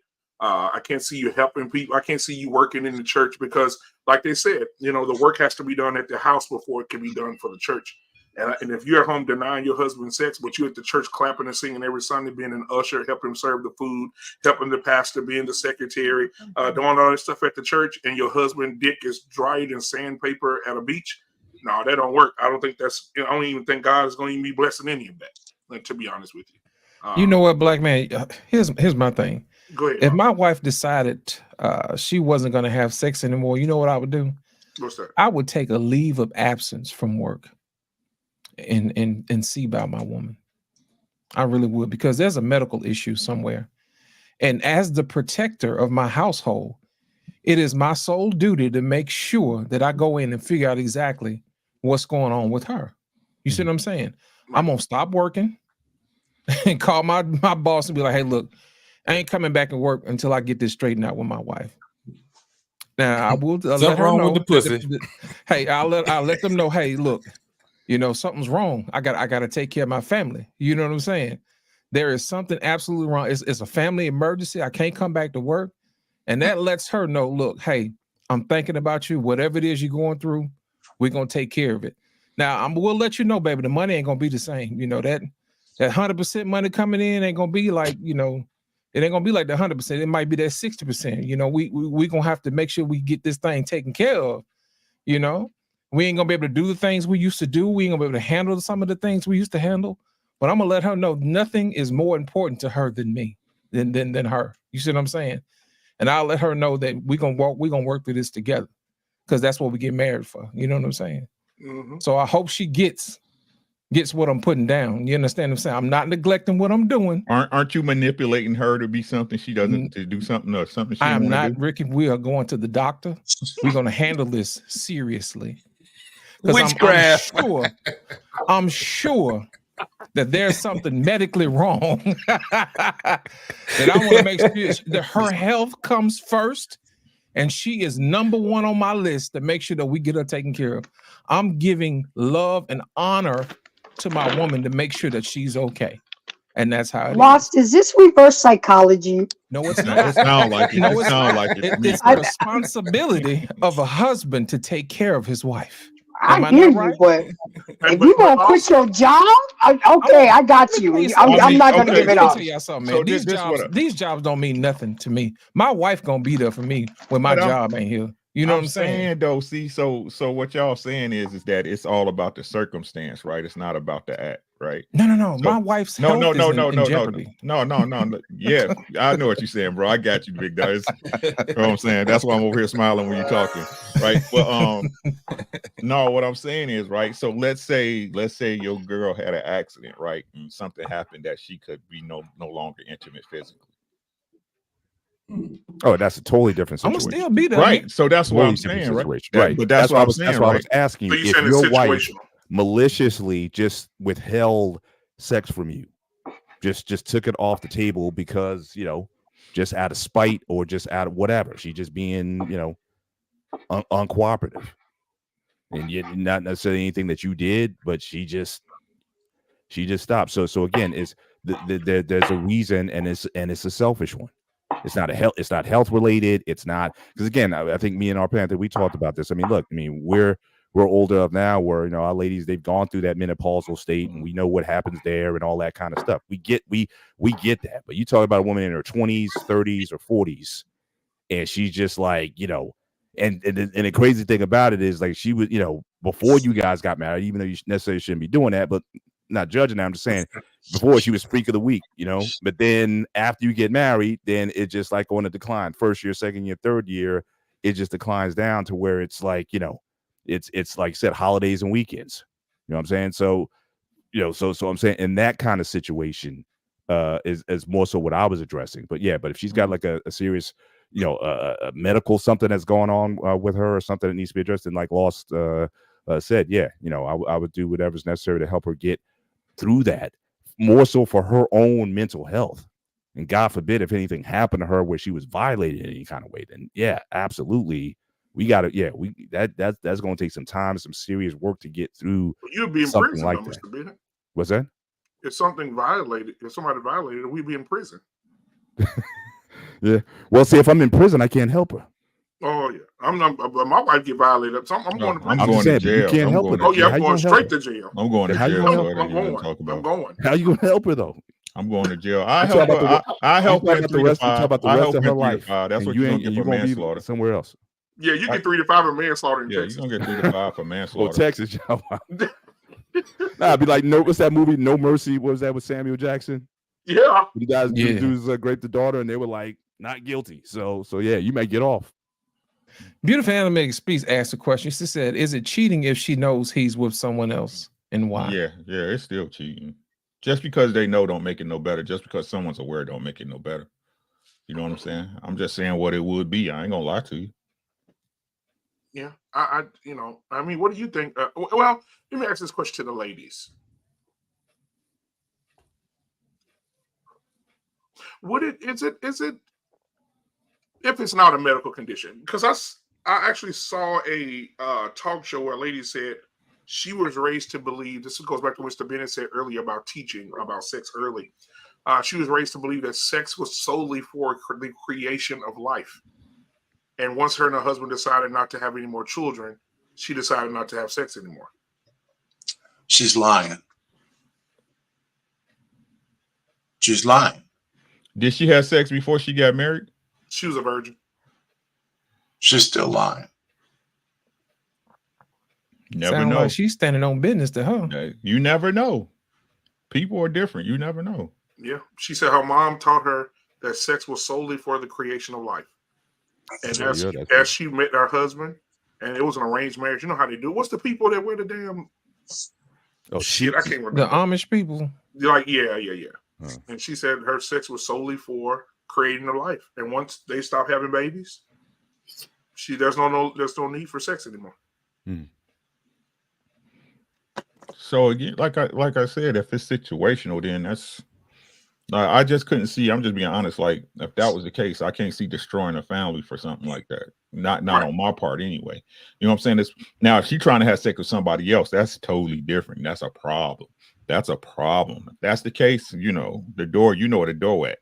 You know what I'm saying? Yeah. But otherwise, like if it come on, man, I can't see it. Like people so quick to throw people be so quick to throw their life away for a disagreement, especially when y'all supposed to be two adults and can talk about it and come to a reasonable understanding between both people. Me personally, like I said, with my wife and where we're at in our relationship, I would think that if she thought to make that decision, she would know what I'm going to do already. Right.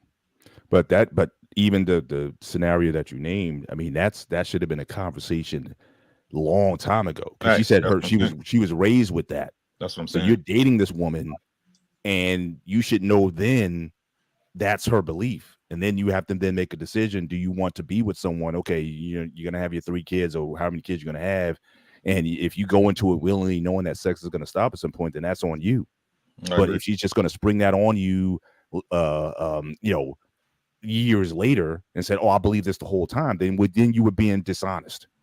You weren't being but that's also why it's so important when we talk about vetting, when we talk about dating. You have to get to these substantive questions early and not just be so enthralled because how good she looks or he's what he does or whatever. Not have the serious conversations that need to be had. If you are into certain sexual things or whatever, you need to make that known up front.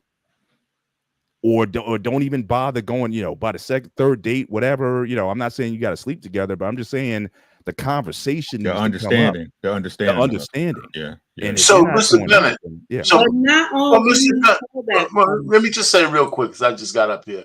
Mr. Bennett, so that kind of conversation sounds kind of innocuous, right? I mean, if she doesn't offer that up to him to let him know beforehand, I don't know how many men would ask that.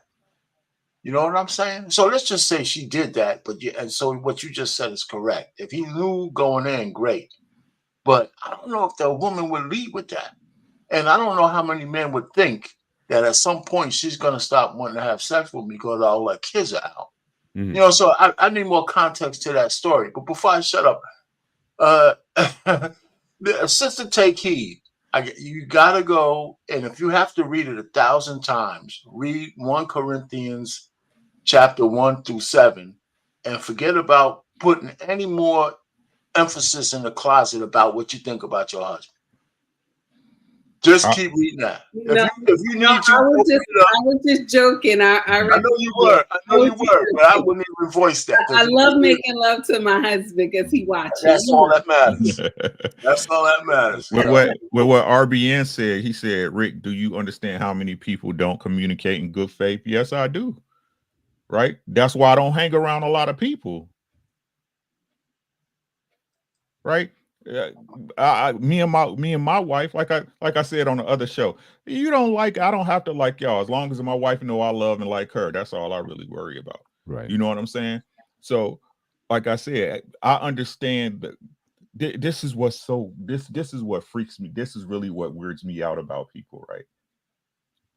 How y'all can live with a person for years, right? And then say they just switched up on y'all. That is insane to me. That really means you weren't paying attention when y'all say that. Y'all know that, right? That's really what y'all be saying. Absolutely. Right? Contrary to I understand what people say. Stuff happens, you know what I'm saying? Big event stuff that make people see life a different way. But I know my wife and she knows me. This is why I fight when people say you should never get comfortable. You're with a mate to become comfortable with them. You're with them so you can be yourself, so you can be comfortable around them. Yep. I know my wife. This ain't no 5 years, 7, 20 plus years. I know her and she knows me. Right? Y'all gonna realize once you really get past, when y'all get past the bullshit, right? Right? Them lies stop. Them lies stop. Right? And you trying to be something that, and like I said, it's okay. You want to put your best foot forward. Right? And I know we talking to a lot of 30 somethings and 20 somethings. Like I told y'all, I did the work already that y'all talking about. That work's been done. Right? So y'all keep talking, putting your best foot forward. No, it's some things. I'm 50 years old. It's some shit I ain't gonna be able to do. Right? My wife understands that. Right? But we live in this space. I ain't gonna say we, you other motherfuckers out here in the world that's better than me, right? Y'all live in this fantasy land, right? That people are constantly approving, right? And look, that's not life. That's not real. You don't have enough time for that shit between bills and kids and traveling and getting shit done. Become comfortable with who you are. The problem is why y'all want people to change so much is because you're not comfortable with who you are as a person. So instead of you being you, you want to make the whole world around you change to something you like. I love me. Right? With all my imperfections and the regrets I have and the target goals I had that I'm not gonna hit them. This is how life works. Yeah.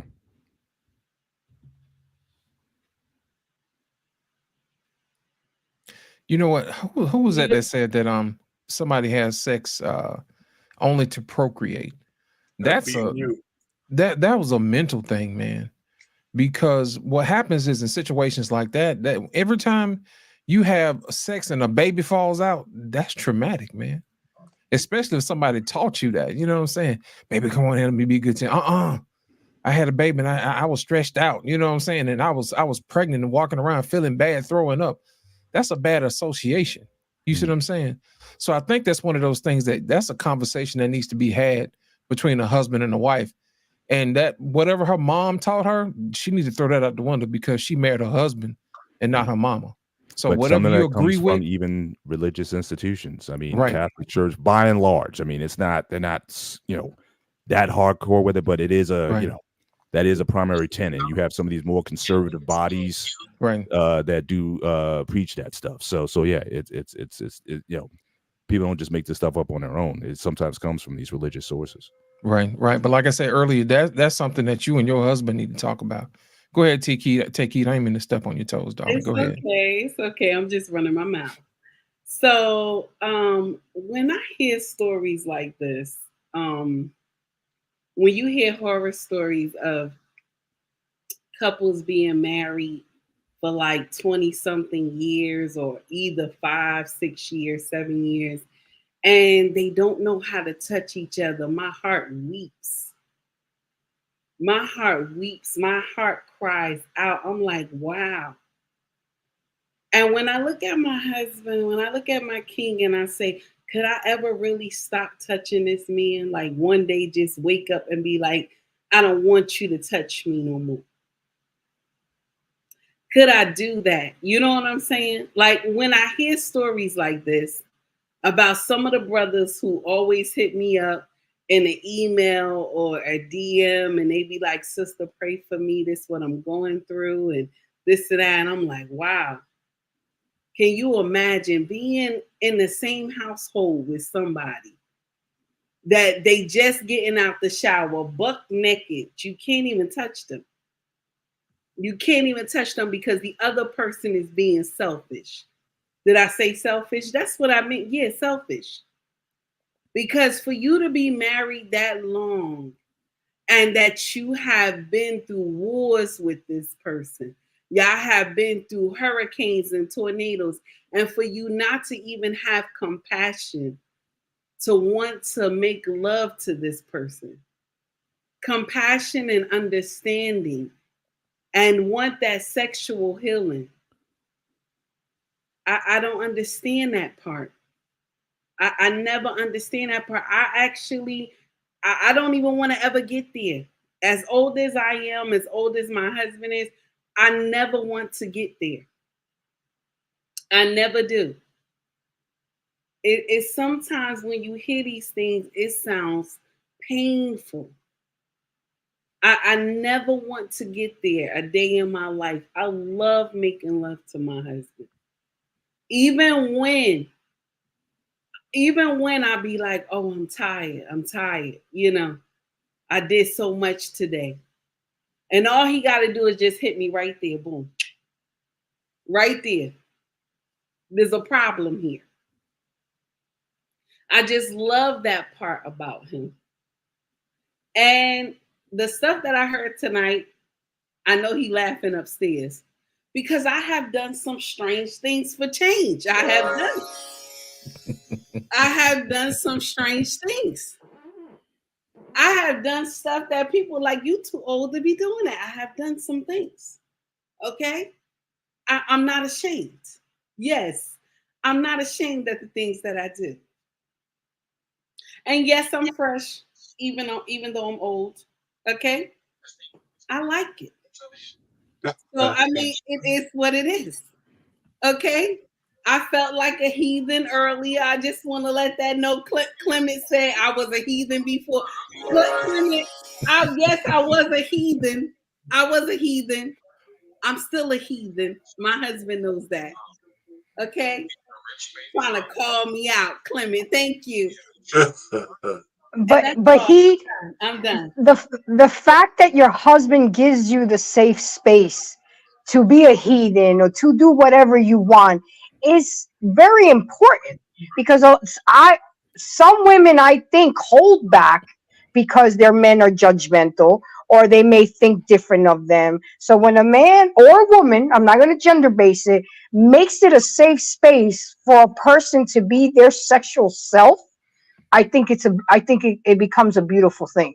And I've heard of women stop giving away the box after the honeymoon. After the honeymoon, I spoke to a couple divorce lawyers, and that's crazy because, and you guys always know that I'm going to preach this. Sex to men is a physical need. It is just like water and food to them. And if women recognize the physicalness and the neediness of what sex means to a man and in their health, prostate cancer, high blood pressure, stress, it's important. It's not just for a good feeling. It's for a lot of reasons across the board. And for a woman to hold out on that, it's shameful. And you know what? I hate to say it like this, but don't be surprised if you get cheated on.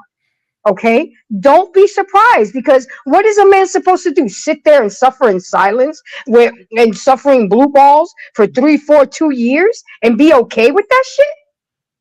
No. But Grace, I'm gonna share something with you. I think what plays out in my mind, right, is that you remember, I always tell people I was married at 19, right? Mm-hmm. And when my first husband had cheated, I remember he told me a man needs a housewife and he needs a hoe. And I remember saying in my mind, I played it back, and then when I got older, I said, if I get married again, I'm gonna be the housewife and the hoe. Absolutely. That we wear different hats all the time, and we have to be able to interchange them. And then it makes me think, and if I think this, I know men are gonna think this. If you're not giving sex to your husband, then who are you giving it to? But are you really? That leads me to a question. I'm gonna share something with you, Grace. I'm sorry. No, I was saying, take heed. We had a question from International Quiet Storm. He says, take heed. Would you call that sexual abuse if you cut the yams off from your husband? Just wondering. Segue. Oh my God. Cut the yams off. Come on. Is that abuse? It's you know what? I'm gonna share something with you. It's abuse. It's abuse because I'm gonna share something with you. My husband has a high sex drive. He has a high sex drive. in his age that he is now, he has a high sex drive. So if I say to him, I'm not gonna, we not doing nothing. Like if I like shut it down, I'm gonna have a problem. I'm gonna have all types of women running in my house and all that. I'm gonna have a problem.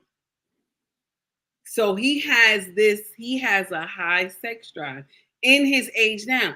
I told him, I don't know what we're gonna do when we get old. Because you already a problem now. But the only good part about it is that I'm fresh. That's the problem too. So he got the high sex drive. I'm fresh. It goes. It matches. That's right. It's matching. You're sexual. You're compatible. You're sexually compatible, and that matters in a marriage. You can't marry the church girl if you like the stripper chick.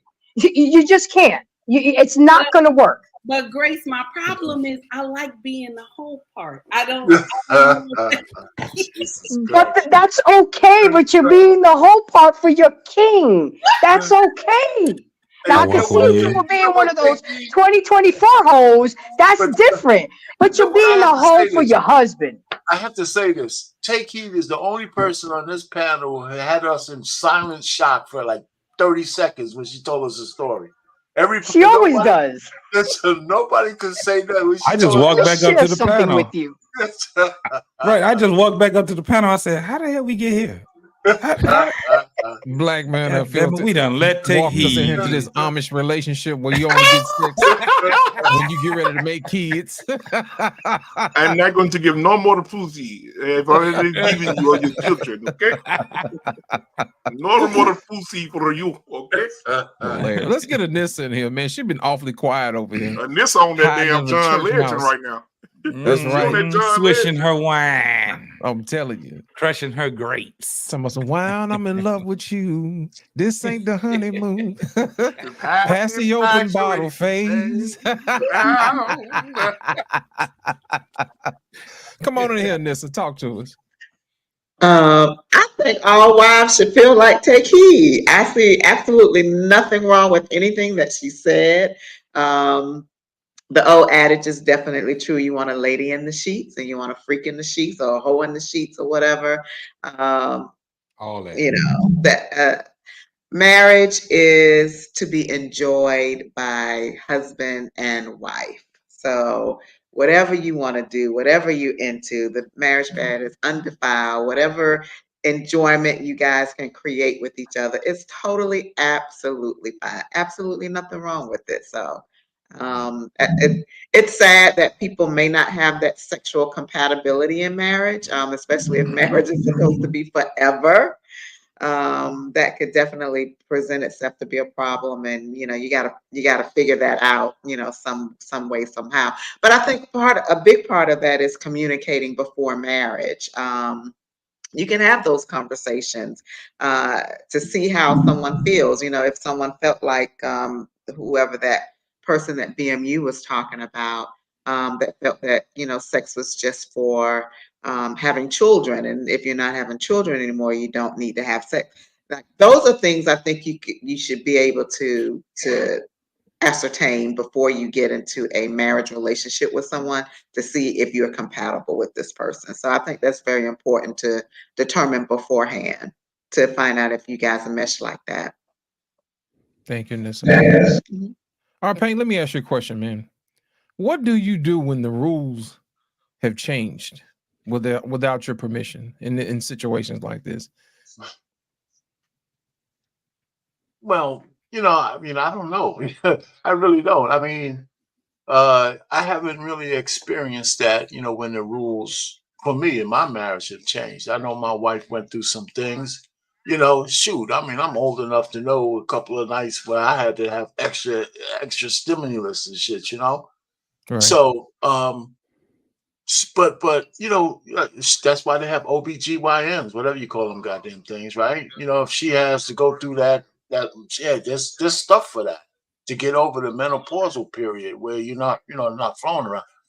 But we already talked. My wife has always been accommodating. She just always have been. And so, with my footprint for having sex, she was there. And I'm a little older, so I don't need it as much, right? That's just me, you know. Now the Take Heed is talking about her man. I got to go in the gym and shit and get some of that shit back, you know. And she's talking about, you know what I'm saying? No, but you know what? We just get you some more you know, it's potassium, funny. I don't know. coconuts. Let me just answer it this way. I'm gonna just land it. At my age, right? I'm just thinking that as long as things work, I'm happy, right?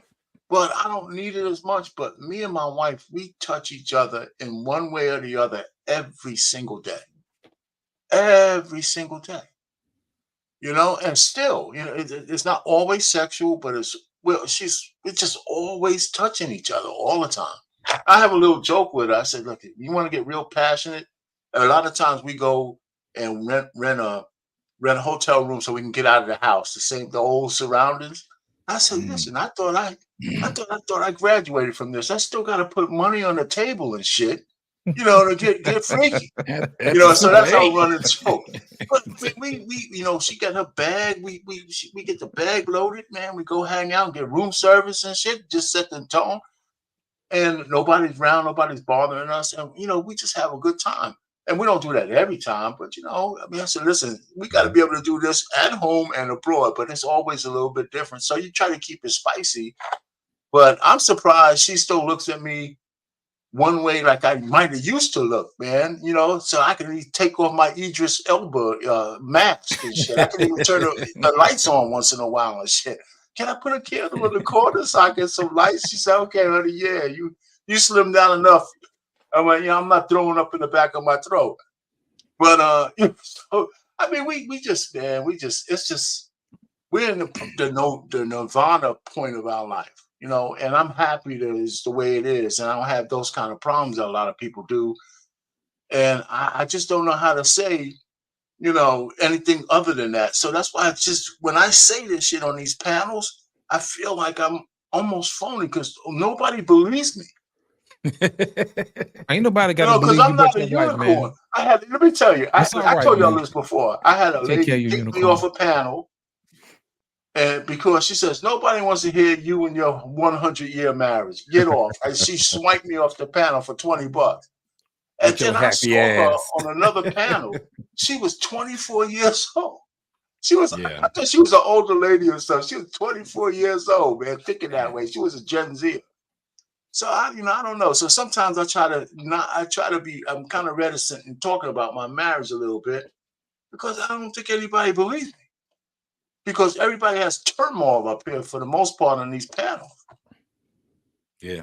My life has been, thank God. I think my life has been bliss for a very long time. You know what, R-Pain, I'm glad you said that because I think sometimes people don't realize that we're surrounded by idiots. And I'm going to be real with you, man. If you get somebody like R-Pain that's got some wisdom, instead of paying $20 to get rid of him, you should be taking that man to lunch and picking his brain and figuring out exactly how can I get some of that wisdom. But we live in a generation that loves to glorify stupidity and call each other musicians and magicians and don't even know what the difference is. You know what I mean? Can do magic. Sometimes you just gotta let life whoop somebody's ass. You know what I'm saying? Let them do it on their own time. You know what I mean? But to be honest, man, I appreciate you, R-Pain, for coming up here, man, because we don't tell our older gentlemen enough. We appreciate them, and we don't give them enough honor. I'm gonna tell you, I'm gonna give you your honor today, because we need to make sure that we listen to people like you, especially if you want to get what you got. You understand what I'm saying? So I'm gonna go ahead and take the time out to get that to you, man. And back to Uncle Ricky. Yes, sir. The light came on, listen, didn't man, it? I'm telling you, Rick, let me tell you something, man. I appreciate you too, man, because a lot of times you don't get the recognition that you fully deserve with your salt of the earth commentary, you know, the common sense. And I don't think people give you flowers enough, man. I want to tell you, I appreciate you, man. It's cool, man. I'm a black man in America. I'm used to it.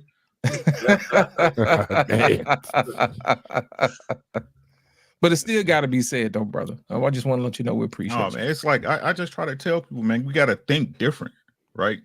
Like, especially when it's just crazy how closed-minded people are to hear views different of their own. Mm-hmm. You know what I mean? And I said this the other day, like, I just asked questions. Like my daddy wasn't in my life, but when we hung around, he dropped some gems in my on the ground for me to pick up, right? And like I said, I'll never forget when he told me. He said, "Boy, let me tell you something, right? If it don't make sense, it's not true." Mm-hmm. And I live by those words because, like, if you ever been into it with your girl or anybody, right, and they tell you the story, you be like, "That don't make sense." They lying. Yeah. Right. And a lot of these things that people I'm talking about, they base their relationships, their beliefs, their very lives off of. It doesn't make sense. The way we judge each other as male and females, and the requirements and the things that's supposed to be the standard to have you get with somebody, they don't make sense. Yeah. And that's the real problem with our people today. It's not the environment, it's not the system being against you, it's the way our people think. Right. Yeah. Right. Pick up a book before while you still can. God damn. Absolutely. Preferably the Bible. Absolutely. Thank you, Rick. I want to welcome everybody to the stage, the one and only Dr. Nakumbe. Thank you so much, sir, for gracing us with your presence. How are you this evening, sir? I'm fabulous. How's my audio? Am I okay? I'm talking through the car speakers. You sound excellent, Dr. Nakumbe. Awesome. You sound excellent. Awesome. Thank you for joining us today. That's a Jaguar. Greeting to the panel, everyone. Thank you for allowing me to share in this space with you and for popping up last second here. And greetings to those in the chat. If it's possible, I just wanted to give one perspective. It may not match the full audience that you're talking to, but one additional perspective. I think I'm hoping we are all in agreement that mental health cases are going up. Doesn't necessarily mean those people have mental illness, but with social media, everyone is now telling what someone it is to have anxiety, telling people that they have depression. So the actual beliefs that I'm mentally ill or I have depression or I have anxiety, that's gone up. Now my page, one, I was gonna say you can research this, but if call relationship therapists or check with sex therapists or even some doctors that deal with couples and then they refer them to sex therapists for what I'm about to tell you. On my page, I do what's called a psychological DNA. So premarital psychological DNA. It's almost like counseling before marriage, but I do a psychological DNA to see if you're even a good match. So going into this versus later saying, "Oh, I didn't sign up for this." But what I want to share, there's only a certain number of types of relationships. So you have the people who couldn't wait to get married and they don't mind going to Vegas on day one. We hear about those people like, y'all just met and got married, y'all fools. But we know there's a select number of people who do that. We know there are people who never, ever, ever planned to get married and somehow they got married. We know about the ones who, one always wanted to be married, one doesn't, but they didn't speak up. They were just trying to get the cheeks. And next thing you know, they're married.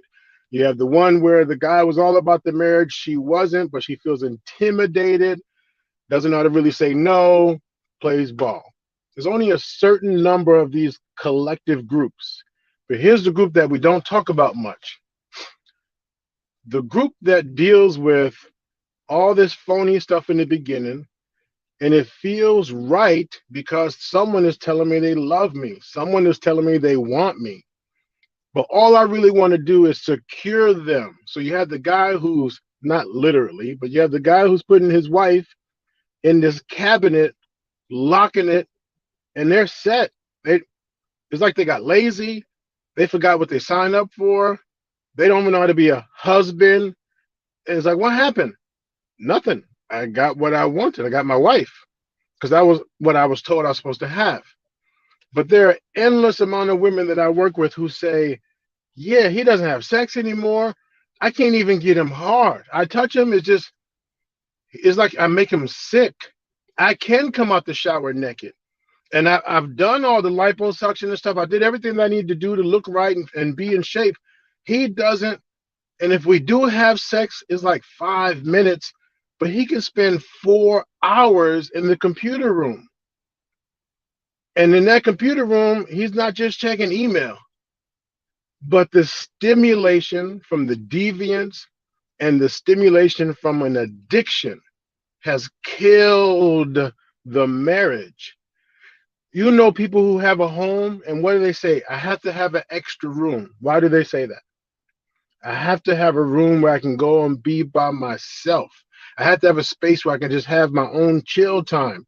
People are going into marriages with that idea of I just need an extra room, not for any foolery, but because I don't do well with people. So I hear what people are saying on the panel and in the chats about sexless marriages and how dare, and they need to, but for the population I'm talking about, it doesn't work that way. That mental illness kicks in, and I'll land my plane here soon. The addiction kicks in, depression kicks in. How many women have gotten married, doing well, have a child, and then postpartum depression hits and the whole relationship tanks? How many couples have gotten married and the guy lost his job, he had a midlife crisis or some sense of no purpose in life, and the whole relationship tanks? And now as we increase in society with this individualism, people, you know what I mean, men, their lives are tanking because what they knew what it was to be a man is no longer correct, and it is destroying them. And they don't know how many men have looked at their kids and is like, yeah, I don't know really what to do with you. Remember, we're talking about a high number of single parent homes raised by a mom. So we have fathers who are having kids who are looking at little 4-year-olds and like, yeah, dude, I'm gonna be honest. I mean, if we can't talk sports or something, I don't know what the hell to do with you.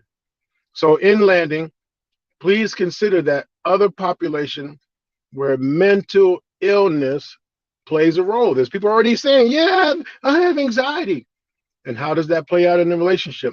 First responders, our first responders, social workers who have to take kids out of parents' homes, firefighters, military, all of them have what's called vicarious trauma. I said I was going to land my plane. My apologies. That's all right. Keep buzzing. All right. You cooking. Vicarious trauma. Imagine an invisible backpack. Invisible. No one sees it. I don't even see it. But for every time I don't save a life, where does that trauma go? We're trained to turn it off and to run into a burning building. Teachers who work with poor kids and like, damn, I can't change their life. Nurses see life after life after life. Doctors, lawyers, first responders, medical, EMT, all of them, military, all that stuff goes in this invisible backpack. And if they don't take care of that trauma, it plays out in their relationships. He or she or whatever can come home for hours into a video game and not even say hi to their woman. How in the hell does that happen? And when she comes over and touches him, way wrong answer. He has so much stimulus going on from all the chaos, 8 days on and 8 days off. It takes him about 4 days just to desensitize. He needs a weighted blanket, some blinders, and some Bluetooth headphones to decomp for at least an hour before he can even say hello. But they don't tell us these things going into the relationships. He's a firefighter. Look at them big muscles on him. But damn, we ain't fucked in a month. And it's not because he doesn't want her. He just can't desensitize. And then the freaks, is it that they really are all that, giving up all that booty and stuff and giving it all and giving? Some people, that's their addiction. So sometimes when we compare, and I'm not talking about everyone, I'm only talking about a small group. When if we get caught into comparisons, Valentine's Day, all the people telling me, look how happy they are. They were kissing in public. She was giving them head in the mall. Yeah, but what does that goes, Doc? Right. I mean, I'm like, well, wait, I want to see. But is it because that's what love is, or that's where their level of deviance? So I forgot who said it, but one of you said the partner has to, thank goodness that the partner is willing to allow that. So please talk to family, friends, docs and asked them like, hey, why are these couples having problems? Why are they becoming sexless marriages? And I bet the number one answer is unresolved, undetected, because they haven't talked about it, mental health. And for those of you who say, well, I should know that up front. I agree with you, Arpane. Who meets someone for the first night talking about, what's up? Damn, you look hot. Now, just so you know, I'm an alcoholic. Is that going to be okay?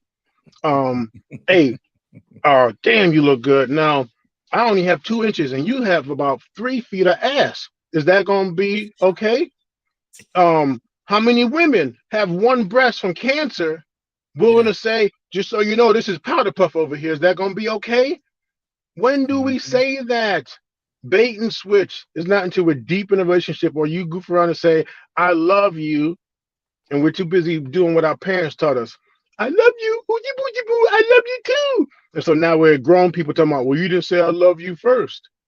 So anyway, I'll land with that. Thank you for the space opportunity. Thanks. Again, I'm open to any questions or pushback. Just wanted to talk about that small population of people. So that question, I'm about to start a little trouble with you. You bet. You bet. So my question is, with me being so sexually active with my husband, and I profess that on social media, is that like something like, you know, is this something that plays in my psyche? That's why I'm like that? Yes and no. Let's do the normal part, whatever considers normal. Some people, just the idea that they have someone that they love each other, that makes them moist right there. That's all I really need to know is I have a king who will take care of me and I'm moist on the go whenever he's ready, period. Then there's the other type of woman who, and this is where, if you want, I can ask you if it's in your psyche. Here we go. How old are you roughly? Just roughly. Or pretend someone mute and let's say in your 30s, okay? So let's say you're 30. All right, so you're 30. Do us a favor, and you don't need to say it out loud. I just want you to think about it. When was the first time you experienced some type of desire to please a man? Not a husband, a desire to be dutiful. When was the first time you can ever remember a desire to be dutiful, not sexual? And how old were you? I was a teenager. Okay.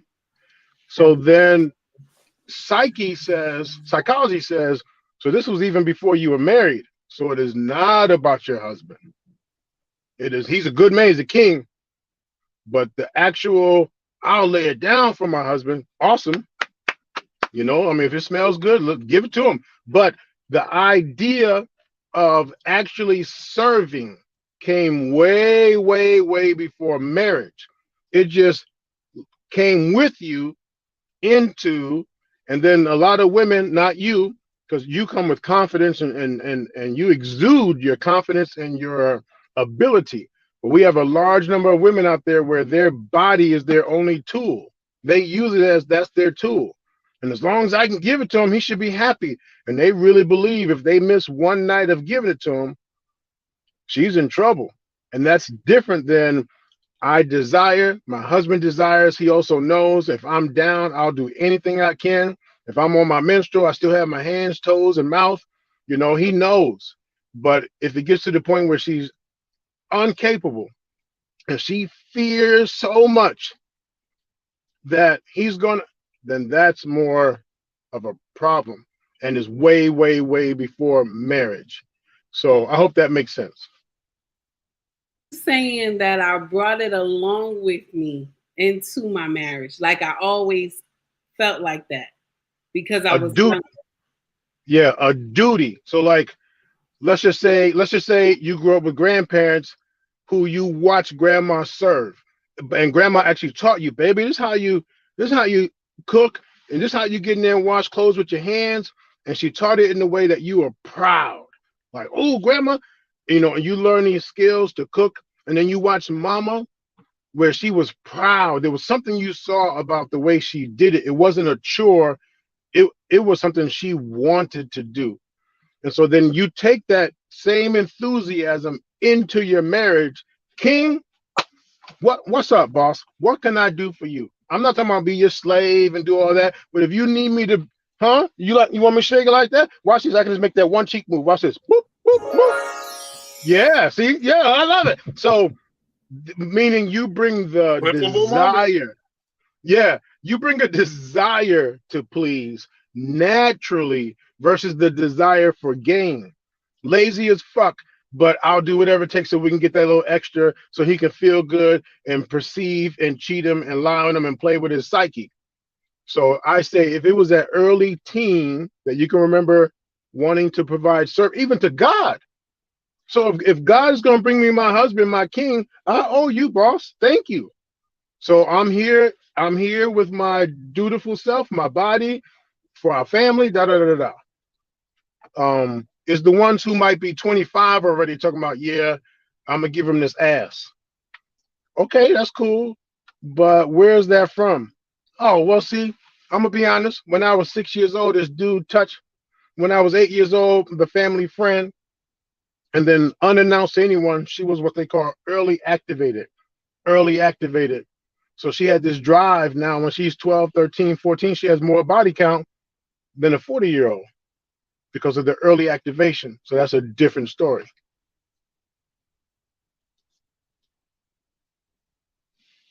Appreciate it, Doc. Anybody else want to ask Doc any questions while we still have him up here? We appreciate your boy. Man, thank you again. That's just one perspective. If it doesn't land, no worries about it. I appreciate each and every one of you bringing your perspective, doing what you do. Doc, man, thanks for coming up yesterday, man. I appreciate it. Absolutely. That's what it's about, brother. That's what it's about. So each one of you take care of yourselves and be well. Doc, before you go, man, you and all black with a skull cap on in the dark. Don't right. I Who you about to rob? Okay, don't I know. On the heist. Yeah. No, I'll be good. Actually, my man, who was it? Denzel and what was that movie? Is the bad cop? Training Day. Yeah, he kind of yeah. You about to these other psychiatrists ain't got shit on me. Yeah. Right. Yeah. No, somebody got some. Doc is Alonzo tonight. Yeah, Alonzo tonight. Yeah. I put this on when I try and prove that I got a wild side too. I hear, and they're like, "Oh, doctor," like, "Yeah, let's play house or something. Give me that." I'm surgical with this bitch, Jake. Yeah. Man, All right, you appreciate guys. You bet. All right, peace out. All right, take care. I want to lighten the mood a little bit for just a second. I want to take a quick commercial. I was in the background, messing with a few buttons, and if I had about 3 hours, this would be perfected. Go to hell. I already know what's about to happen. But I'm about to play. I signed a new artist to Good Enough Records, and his name is Mr. Bennett. Here we go.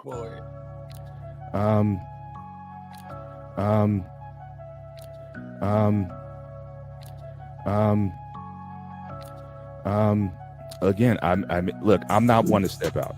That's just not who I am. That's not who I permanent separation at that point. Say amen.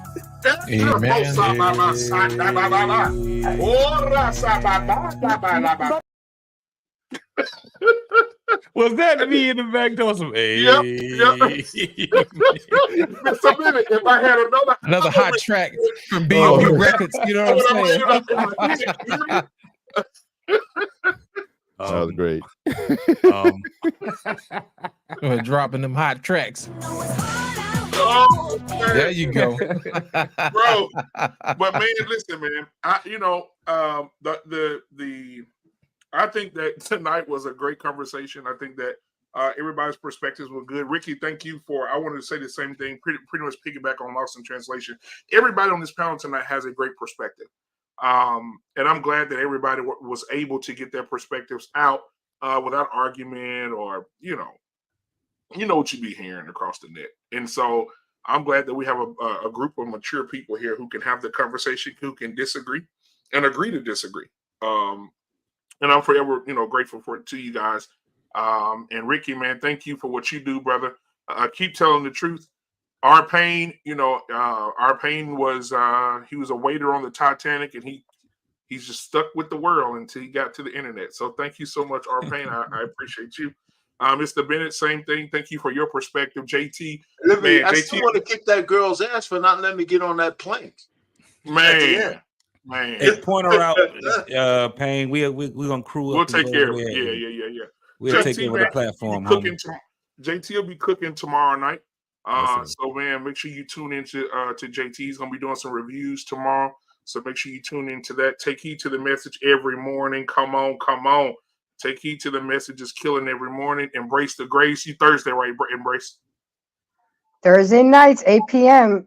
Yes. Well, really? Thursday night. Make sure you tune in. Yeah, I'm on Gracie's channel a lot now, and she's got it going on over absolutely. And Anissa with the wine of the day, of the night. John Legend. What you said had a hint of penis. What did you said something? Look at Rick. He couldn't even you couldn't even keep a straight face with that one right there, man. You just Rick is like, what the hell?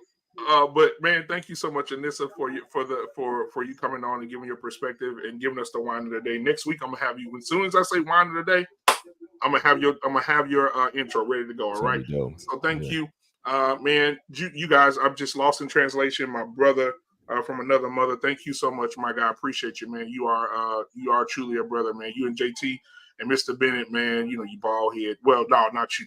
Lost. You got some hair, but these other niggas. I just want to put that out there. This is for all the people that got bald heads that took over the BMU network. We just want to throw all of you off the cliff. Long ass hair. Undefeated. We're undefeated. Politically free. What are them long hair motherfuckers?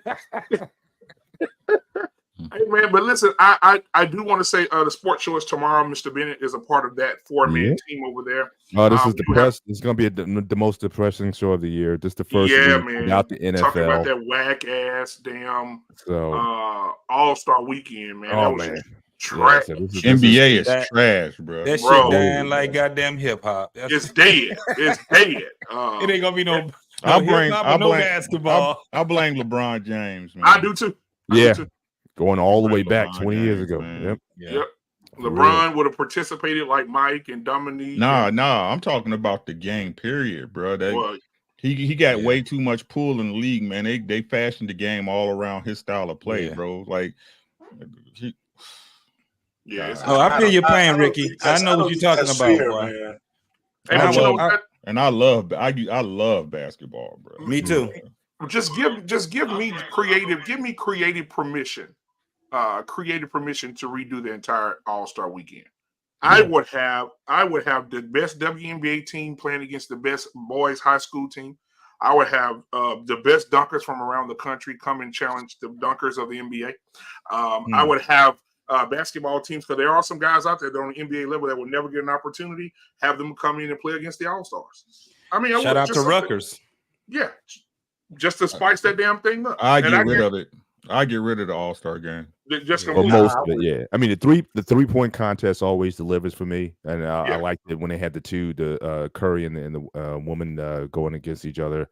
But the dunk contest is trash, man. Ever since Zach LaVine and Gordon, that was the last time it was. That was the last good one. That was the last good one.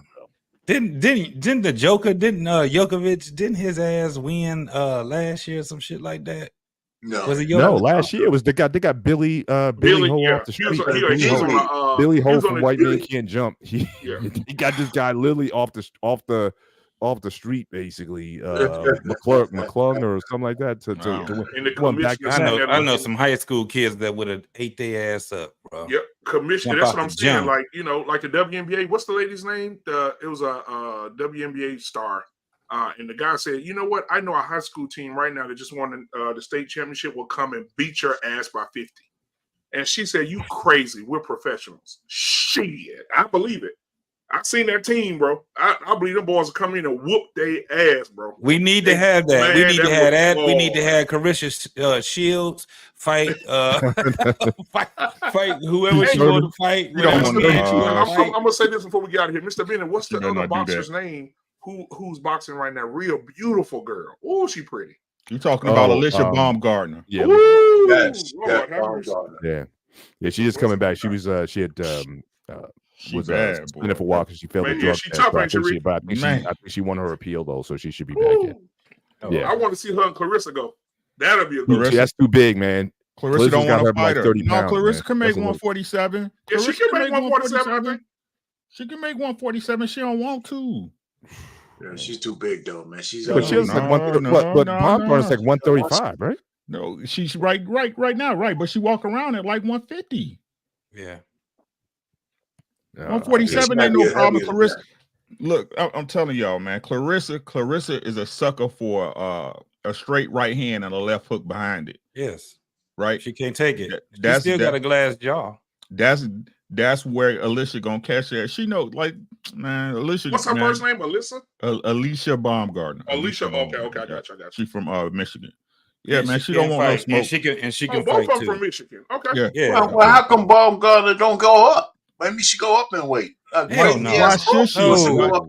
No, see, this is boxing. Y'all way out y'all depth on this. Yeah, This is leave boxing, her. right?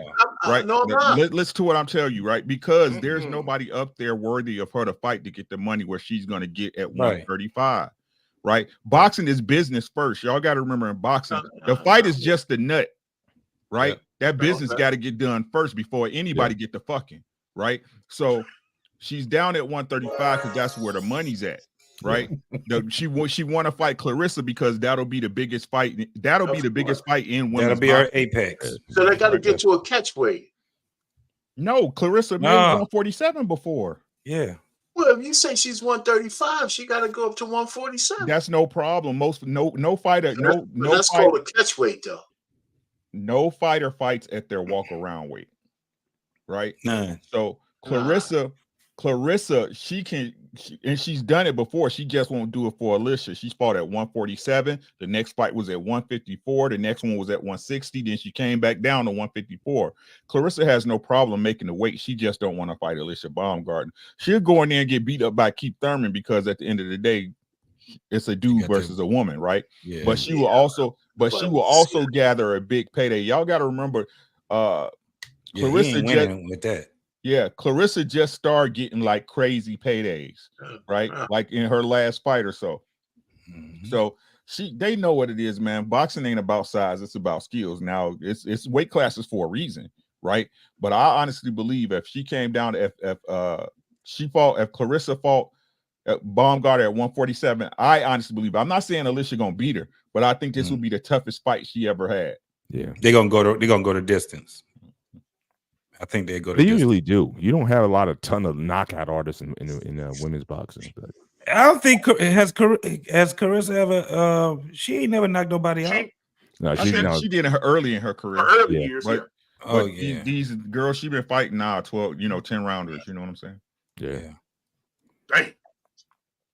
Well, she's from Michigan, so I root for her every once in a while. Well, and you know what? It's Clarissa's a very beautiful girl. Look very nice. She But Baumgartner walked. But man, oh man, stop it! I love to watch her walk away though. That's her. That's her right there. That's Alicia Baumgartner right there. Yeah, I love to see Clarissa walk away though. And will beat the break your ass. They say she got a deadly deadly right. I like to see take heat slap the shit out of her. Get your ass over here. I love to watch Clarissa walk away though, boy. She holding back there. She got a great behind her. She's definitely You said he's got just sexualized the toughest girls. That's what we do. That's what we do, man. Hey, R-Pain, when we watch basketball, it's the same shit. I got you, R-Pain. Behind every boss chick is a dude hitting it from the back. I'm not getting on your case. That's what we do. We can see something in old women, man. That's just a bottom line. It's a bad thing. But you know what? Though you have to admire what God. Ain't nobody bending Kamala over, bro. Somebody bending Kamala over. That vice. Good God Almighty. The world we live in. World we live in. God Almighty. Like, man, we having a barbershop, man, Friday. Barbershop, yeah. What the hell? Yeah, What the why? hell, black That's what man? today is. We just We turned ain't this got into barbershop. We ain't got it up. You see, I had to, Oh, I I, had to put. man, listen. I know. I You just just say Hey, something for Friday, man. You know what? Yeah, we say something Friday. Let me tell you this. We finna get out of here. Even at her in her heyday, Serena Williams. Like we have to start acknowledging beautiful, black, voluptuous, intriguing. We did, and she went to the other side, bro. Next one, bro. What did Jamie say? Let me be your tennis ball. You know what Right. I'm saying? Everybody was at Serena for a minute, bro. Yeah, the commentary. JT, do you Comment remember broke that up with tennis her. match when she was going back and forth with old girl, and old girl hit one way out, and Serena jumped and just went right into the splits and hit the fucking ball? Yeah, she was showing her. She was showing out on that one, bro. She was feeling herself on that one. But just imagine those white people at the thing. They're watching the game. They're watching the tennis match, and Serena go up and hit the ball, and you see this. I mean, sheesh. I tell you what, though. I be playing it off. I be like, that's a nice Puma. That's a really nice. I just like it. I don't understand what it is about that Puma outfit. This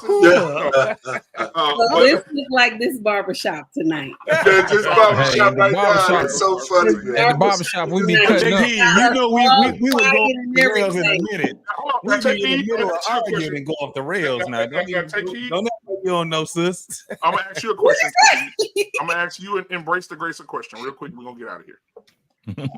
If you guys decided to have a content creator, all female outing to encourage women to be better wives, and you had women come out in their swimsuits and they come out and talk to you in their swimsuits, and one of the ladies walk up to you and Embrace the Grace, and she said, "Hey, how y'all doing?" And it's this young lady right here. Embrace. Hell no. I'm gonna dress you the way you dress. Hell to the fucking no. No. What are you saying? Take the heat, gonna have to pull me away. My chest hurt. Take Heat, what are you saying to her? She said, "Hi, Miss Take Heat. How are you?" Oh. Hell no. I'm a big girl and I shave. That's not. I don't understand that. Oh, Jesus Christ! She wouldn't gotten through the front door. She wouldn't gotten past security. But guess what, Take Heat? While you over there trying to take a picture of her, our pain gonna be over there like this. You want your? That's the work husband. There is movement out there. No. Ladies going back to the natural. They doing the armpits. They doing everything. Yeah, no, they are. No shave club. That She is gonna a real shock. thing. She gonna shock you every time you touch her walking on the carpet. I know. They said it's like more Christmas. healthier. They said it's more healthier. Yeah, boy. But I don't know. Wait, what's more healthier, Heath? With the hair. Oh no, no, it's not. It grabs odor and sweat and bacteria. You know the My beard dude who does the street interviews. The dude who does the street interviews was asking women how often they shave. Yeah, don't be surprised. One lady said, "Man, it's been like 17 years." You know, she said, "This I'm not coughing up no fur balls at the conference meeting. Our pain, at this point, she got sea moss. That's right. But that is a movement. These girls are going back to the You natural. don't want no woman to open her legs up and it smells like skunk sweat. Listen. Oh, God. This is a Damn. Skunk sweat. Skunk sweat. Do y'all remember Soul Men when I'm when dead. they're opening their legs up and Bernie Mac say, "Damn, you need a pee?" All right, man.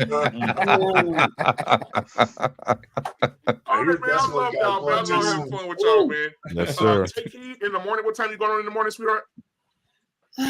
9:30. Okay. She's gonna be calling. I'm gonna be there tomorrow. I'm coming tomorrow. 9:30. Embrace the Grace. Tell them your time. You going to call out the Bears? Thursday night, 8:00, final theme show for Black History Month is the importance of keeping the melanated money in the melanated community. Okay. So Ricky Williams. Ricky, when are you gonna do something, man? I know you were doing music on at one time, and you I had gotta catch Ricky. I gotta catch Nope, you on that Rick. stopped. That stopped. I'm doing a revamp. It's crazy. I sent my I got this firm doing my graphics, but they messing around, so it's taking a little longer than I'm used to. But I got some stuff coming up. Y'all hold tight. But it's taking longer than I thought. Is it gonna be would, on? Is it gonna be on Rumble or Patreon? No, it's on or what? YouTube. It's on YouTube. It's on YouTube. Yeah, but I started back. I took a week off. I did make sure when I go. If y'all really want to catch me, it's at lunchtime, Central Standard Time, between 11 and 1. The Truck Chronicles. Okay. Like I told you, I'm a working man. I got to get out here and get this paper. No But doubt. I'll be in a truck. Y'all really should watch my video that I did the other day. Thanks to my sister. She watched it. Yeah, it was good. It's absence abuse, right? I didn't heard 3 women use the runoff, right? That absence is abuse, and that it's how can I abuse you if I'm not there? Yeah, that's crazy, bro. the lack of presence, the lack of spending time together, the lack of Right, interaction. understood. But if we gonna have this discussion, right, I have to be there first to give you that, to take something away from you, correct? Yeah. Right. It's the old adage, right? So and again, let me tell y'all how I present this to what I'm saying, right? And again, I use what I'm examining is what people use to establish and use as their excuse to either start or end a relationship. So how I did this, I figured this out in my head because I try to get people to understand how I think, right? So in our community, right, I've heard a million times Black women say, and people say that you don't need a man to raise a child, right? I can do this by myself. I'm Superwoman, right? But then I hear the same women saying that absence is abuse, right?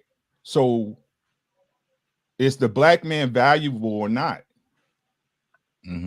Does his presence hold weight or not? Because if I'm there, have y'all ever heard this? Y'all ever heard somebody say this? Well, you might as well go because you ain't doing me no good here. Yeah. You don't bring no value to my life. Yeah. Yeah. Right? Yeah. Or you heard some shit like this, and I know y'all heard this. I'd rather the father just not come around. That way they not hurting my kids. I just did a show by on being inconsistent, right? Yeah. Right.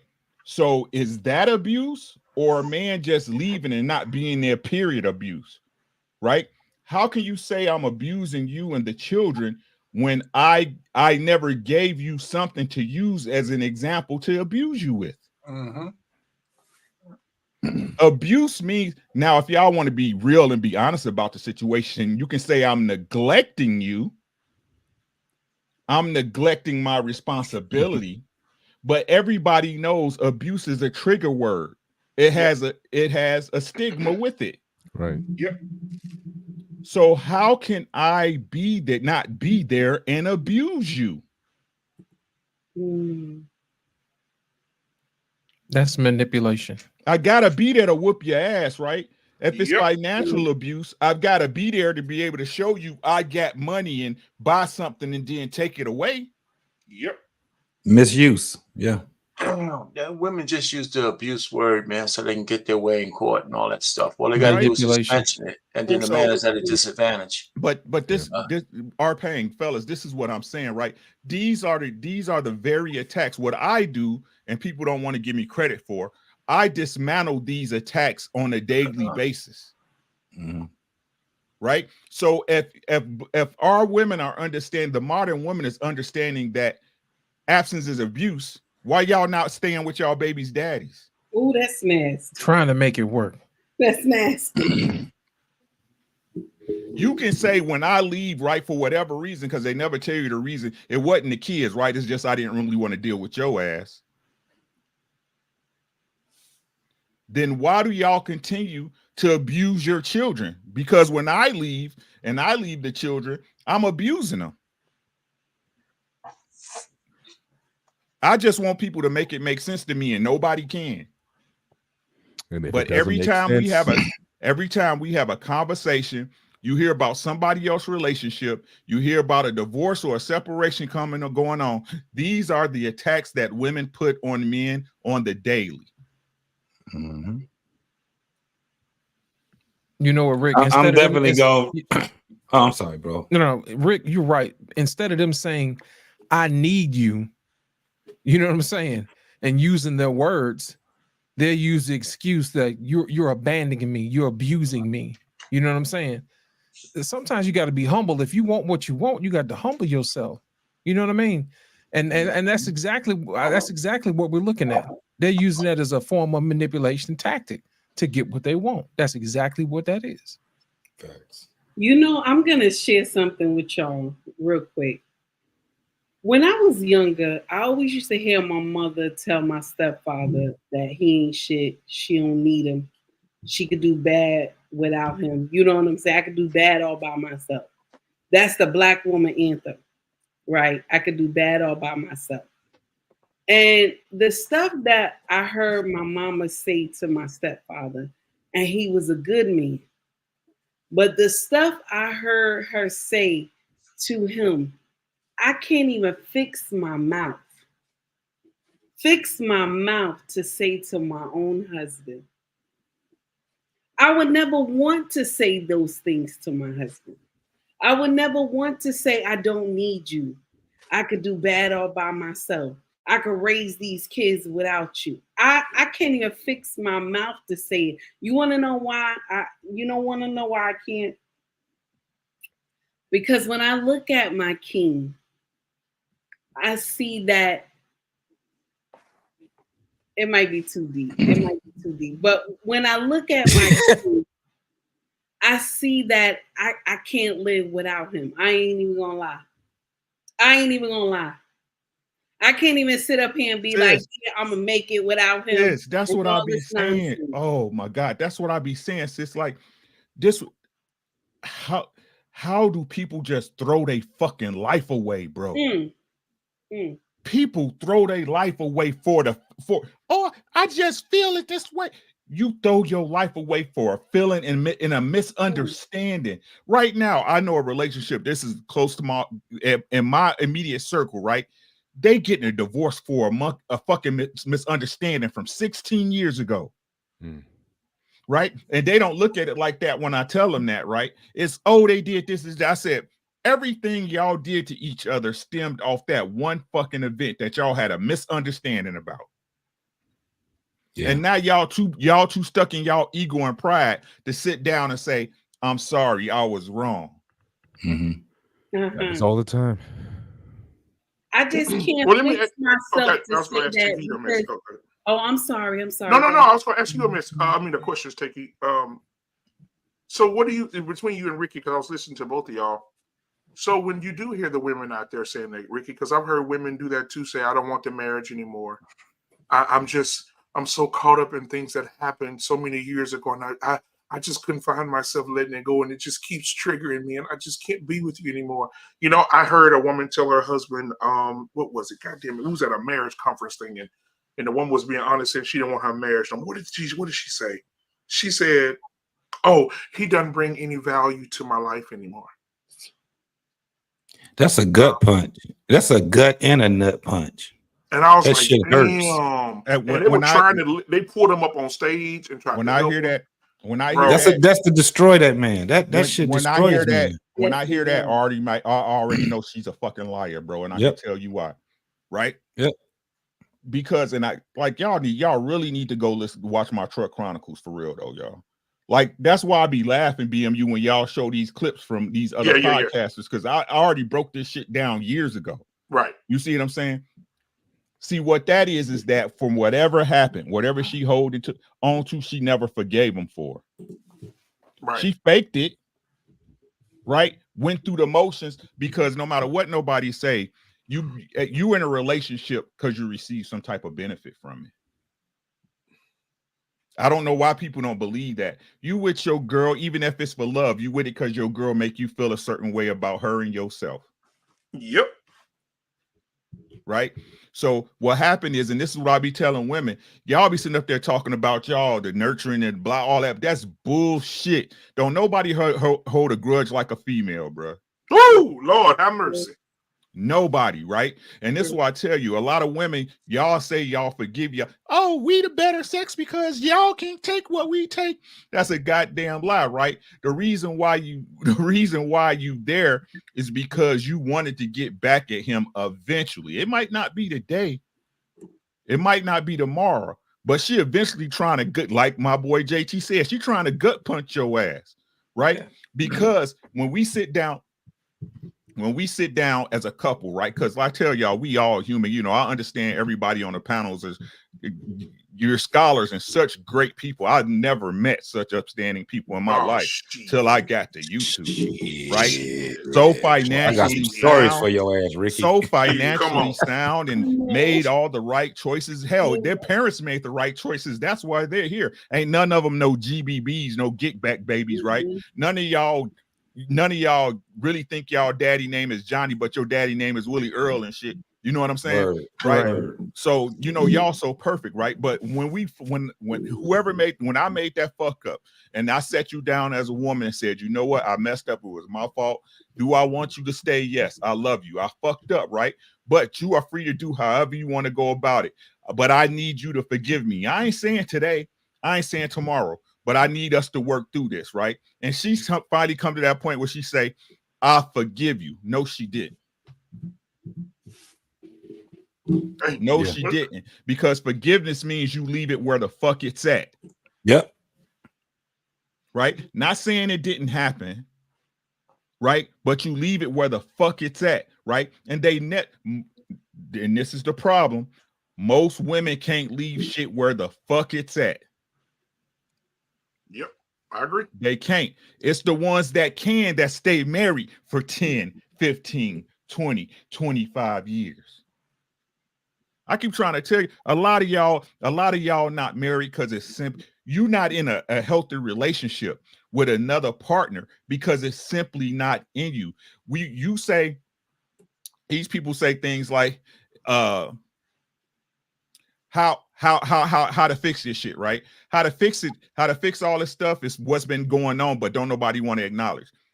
Mm-hmm. The men have made the adjustments as a whole. Now, that's not saying it's not no stragglers out there that's fucking up the game, but men had made the adjustments as a whole. When I was young, when all y'all was young, if you had anybody around you or in high school, right, grammar school, everything was very female centric. Yep. Everything. Do right by your wife, right? Your mothers. We don't need to have these single mothers up here. A lot of these guys, you see them taking care of their children because that's how they were raised to do. Right? That's how they are raised to do. And what's going on now is that the men, and y'all listen to what I'm saying, right? The men that this generation mothers love, they can't stand them. They can't stand a responsible man, right? They can't stand a man that take care of his children. That's out. He ain't lit. He ain't got no motion. He lit. And what do you say? He lame. Niggas are lame. You know what, He Ricky? ain't got no motion. You know what? They call him corny. I'm gonna You tell know what I'm something, saying? Corny. Let me tell you something I saw one time, and I had to check my wife ass one time years ago about this bullshit. So I had my brother married a white girl. They're still together to this day. They don't come around a lot though. But he married a white girl, and we all decided to go out with him and stuff like that. You know, have a good time. And the entire time she was there, she was just in this serving mode. You know, baby, would you like something to drink? Baby, would you like something to eat? You know, always rubbing the small of his bag, laying her head on his shoulder, you know, kissing him behind the ear when they talking and cuddling up and shit. And I saw her right here, like the guy's playing pool, and I'm looking at the white girl right here, and all of our wives over here. I said, "What the fuck going on?" So I said, "Okay, let me see." So I said, "Hey, babe, come here." I said, "What's the problem?" Well, they didn't want to be around. I said, "Man, I don't give a fuck about nothing." That's when I was a thug. I was transitioning. I said, "I don't give a fuck about none of that." I said, "Man, y'all cannot treat that girl like that." And why would y'all do that? So here come my sister. Like, well, ain't nobody tell you to bring the white bitch in here trying to show us up. Whoa! Here we go. The truth come out. Now we talking. So now you think the white girl here trying to show you up because you don't do that shit for your husband.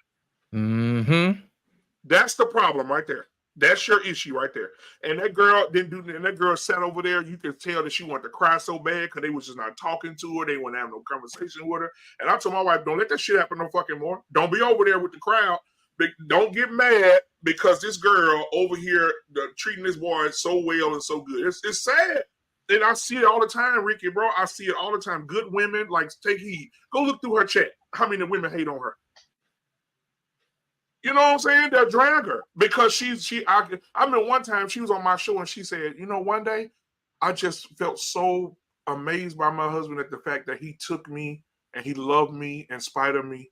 And she said, I bowed to my husband. You remember that, take heed? I did. And the hoes went crazy. They said she was a slave. She's a slave. And a real A boy. pick me. Oh my God. They can't stand a real one, boy. I'm telling But you. you know what? I'm going to share something Okay. with you, BMU. You making me laugh right now because I'm going to share something with you. I remember not even, I think at least maybe like 4 months ago, me and my husband had went to one of his best friends. It was a big naming ceremony, right? This is traditional African naming ceremony, right? And so all the men were lined up to get their food. My husband was sitting at the table. So all the women who was at the table were up with their husbands, grabbing food and whatever. And I'm online grabbing food for me and my husband. So as they serving us the food, the woman said, why you need 2 plates? I said, one for me and one for my husband. She said, he can't get up. I said, no, he can't get up.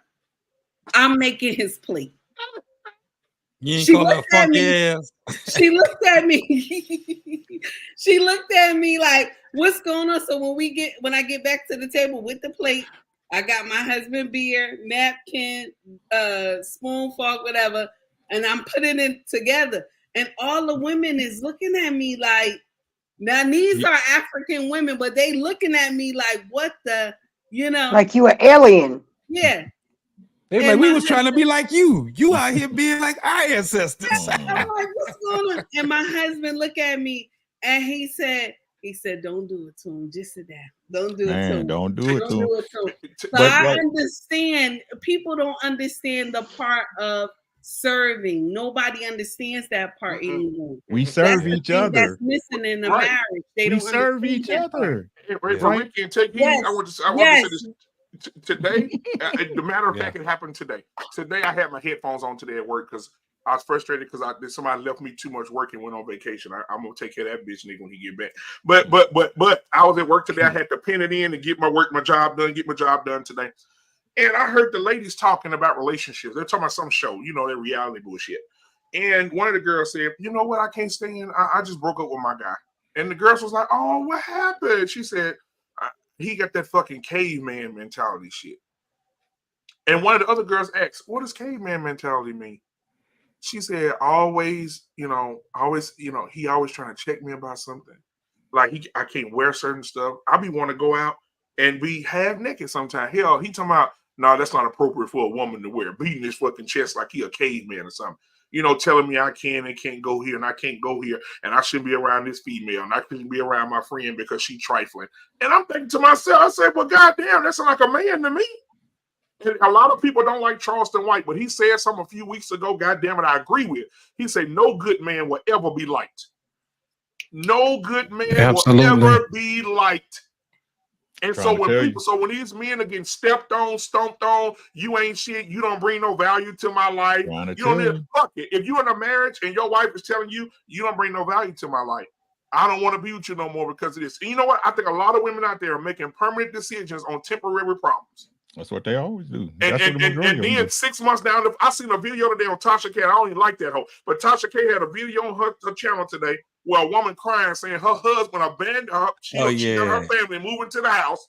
And she ain't got no he money. said, "Fuck you and your family. I'm out." And he left them by themselves to pay the mortgage. She losing the house. She losing the car. She ain't got no money. He was the breadwinner. He brought on the money. You don't do what I say. Let I'm your out. family help you. Let your family hold Let you your down. family That's who you getting your advice from. There you go. I tell you. Did you hear what I said? She said, "My What did they husband used to left say? me, y'all. I can't believe he don't want me no more. I got all these bills. I'm hopping from house to house. I'm losing everything." Well, you should have listened to your goddamn husband. But BMU, what did they used to call it? They used to say that you slice your throat because you spite your face. Right. Cut your Cut nose off your spite nose and spite your face. Yeah. Yeah. So Rick, that. I mean, if I'm wrong, y'all tell me if I'm giving bad advice. But if you're at home right now and you get up every day and your woman ain't got nothing decent to say to you when you come home, she got nothing cooked for you. She don't want to hug you. She don't want to have sex with you. She's telling you you don't have no value. She's telling you that you ain't shit. You ain't a good daddy. You ain't. I mean, this goes out to the baby dads, the husband, fiancés. If she's talking to you like that, man, even if you're married to a man, it's just time to get on up out of there. Ain't no that woman has no respect for you in that marriage if she's talking to you and dogging to you. And let me tell y'all something. I'm gonna say this and I'm gonna fucking leave it alone because I'm passionate about this shit. I seen it happen to my fucking brother. Shout out to Nick. My brother and his girl, man, they moved to Texas. I told them you can stay in my house as long as you need to till you get on your feet and y'all start your own shit, bro. Y'all got a home here with us. They moved in. She and this motherfucker talking about, I ain't gonna get no job. That's for you to do. I'm listening. I said, I ain't gonna say nothing out loud. Don't do it. Don't do it. Don't do it. Don't do it. Shut your mouth. Don't say nothing. And I just listened to how she talked. I'm not you the man. You go get it. So my brother went out and got a job. Then he started working at night for the NTTA. And he's working 2 jobs. She's sitting at home. And then we go and get grocery. And at 1 o'clock in the morning, I'm smelling chicken. I said, what the fuck is going on here? I go in the chicken. This bitch, I'm sorry, this woman didn't cook a family pack of fucking wings in there eating them, watching my goddamn TV. I told my brother that's strike 2. Strike 3, I'm gonna show you how to treat her. And what she did was, man, she disrespected my brother. Came in my brother came in frustrated for Wake work. up, Grace. My brother came in. Oh no, I'm a clip. You should have speak, JT. My brother came in from work frustrated, and she said something to him, called him a bitch ass nigga or something. And all I remember was this. Sound like Grambling State marching, man. He started, and my wife said, go get him. I said, 30 more seconds. I'm serious. I'm not going in there getting shit. 30 more seconds. She said, no. He was slow walking over there. Come on, man. She said, baby, please go get him. I said, nope. I said, she need that whooping. Get that whooping. And then when he got done, I said, now get her out my goddamn house. I said, now call your daddy and tell your dad to come get you. My brother and I going nowhere. You call your dad and tell your dad to come get you. And it was cold as shit. I said, you sit out there in the garage till you get here. Did you hear what I said? Yeah, we don't put up with these females. Listen, listen to me. It is too many women out here really good women, looking for really good men. Don't allow a woman whose spirit is on hospice to take your energy. Ooh. Yeah. Fuck. He ain't lying. Even if you're married to him. Ain't that abandonment in the Bible lost in translation? If I'm correct? If she's not doing her wifely duty, she ain't cooking, she ain't cleaning, she ain't hugging, ain't giving you none, don't talk to you, don't love on you. It says a good woman is a crown to her husband's head, but a bad woman is a cancer to his bone. That's why these 30-year-old men look like they're 75. Ooh. Because they're married to women who are in hospice. In misery love company. If I'm in hospice and I don't love myself, I'm gonna drag your ass on in hospice with me. Hell no. Men, get your ass up and go do a non-contest. If you gotta lose everything, do a non-contest divorce. Get rid of their ass. That's what the Bible says. A good woman builds up her home with her hands. Yeah. But a bad woman tears it down with her own hands. With her own hands. And her tongue. With her own hands. And her tongue. And her tongue. But that's what we talk about that. Get rid of. We talk about that a lot, man. And it's people. It's funny how people attach people because of fear. They stay attached to each other because of the fear of the unknown. They scared. There you go, JT. That's the craziest thing about that. And it seems like I think it is insane. I think, when they tell you that a part of what they say love is insane, I don't think it's love that's insane.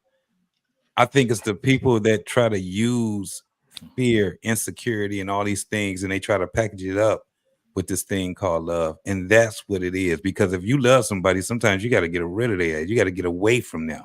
Yep. Sometimes that's what we was talking about with the 12-step program, bro. By the time you get to the 11th step, you making a move to get rid of all the toxic things that had you bogged down. And sometimes it's your significant other. And a lot of people are so scared of that shit where they just don't think that it can be somebody else that's for them. And guess what, JT? Imagine this, Ricky. Oh Lord have mercy. I wish that you got Ricky, our pain, JT, Take Heed, Embrace, and Lost. I wish you guys could be in Dallas in April. Every April they do this month-long thing at the church for like they really they do have marriage class like every Tuesday night, but they really hone in on marriages.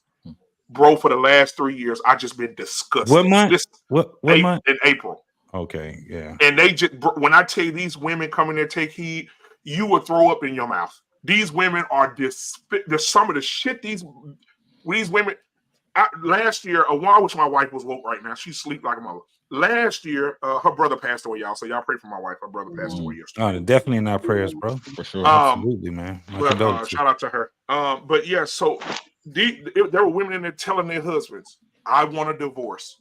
And I came here only because he paid for it. I'm only here because he paid for it.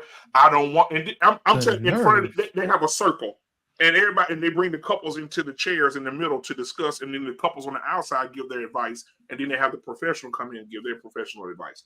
So she was like, she said, look at your husband and tell him how you feel. She said, I'm only here because he paid for it. I don't want you. I don't need you. You don't bring no value to my life. You're not a good father no more. You're not a good husband. I don't want you anymore. I want a divorce. That's what she told him to his fucking face in front of 45 other men and just emasculated him. I swear, I said, damn, somebody, one of these women, please get up and slap her. I mean, she was just going in on him. And then another woman came up. I want to piggyback on what she said. This is the season for women. Women need to stand up and stand out and not be suppressed by the husbands that they marry that don't want them to have more than them. Really? Where more than them? Ain't they married? Where? I might have to I gotta get a plane ticket there, bro. I need to. JT, I'm telling you, this year I told my wife, this year I'm not gonna have no duct tape on my mouth. This year I'm gonna get all them hoes up out of there. This year, I promise you, there's gonna be some furniture moving in this year. Vacation time I got left. Hold Man, on. What week? This shit is crazy. I think it's April the 6th. Let me look. Hold on, I got it right here. Hold on, I see my bookmarks. Where does this world exist? That the 5th, the 19th, the 20th, and the 21st of that Friday, Saturday, and Sunday. 19, 20, 21st. I have yet to experience a married household, especially at our age, right? Where a husband and wife are not putting in a fair amount of work from both sides. Right. But it's never her fault, Ricky. I know, like it's always our fault. You know what I'm saying? Once a man realizes that, you'll have 90% of the game locked in, right? Yeah. Even when it's not your fault, it's your fault. You know, right. That's a whole different diatribe, right? But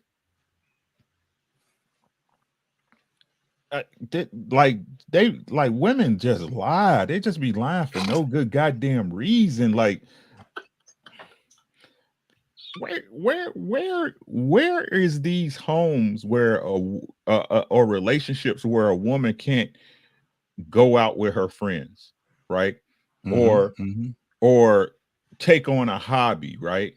Or get a job that fulfills her or some shit. Like, where does this happen? Where is it that, especially in our community at our age, right, that a black man makes so much money that he just abuses you and control the money in the house? I ain't seen that one yet, Ricky. I ain't seen none of that shit. But I hear it a lot. And Ricky, some of these men got married young. And they were dumbasses, stupid, verbally abusive. I'm saying they get to a point in their life, they don't want that man. They don't want the man that the man is becoming. And the shit is like fucking. I can help me, Ricky, because I don't. This is what I'm saying though. Like I'm just being totally transparent with y'all. When the men were fucking up, everybody knew, bro. Yes, ladies, this shit is on y'all right now. Mm-hmm. Y'all don't want to believe it, right? Because everybody, like y'all, like the shit is crazy to me. How look, man, we got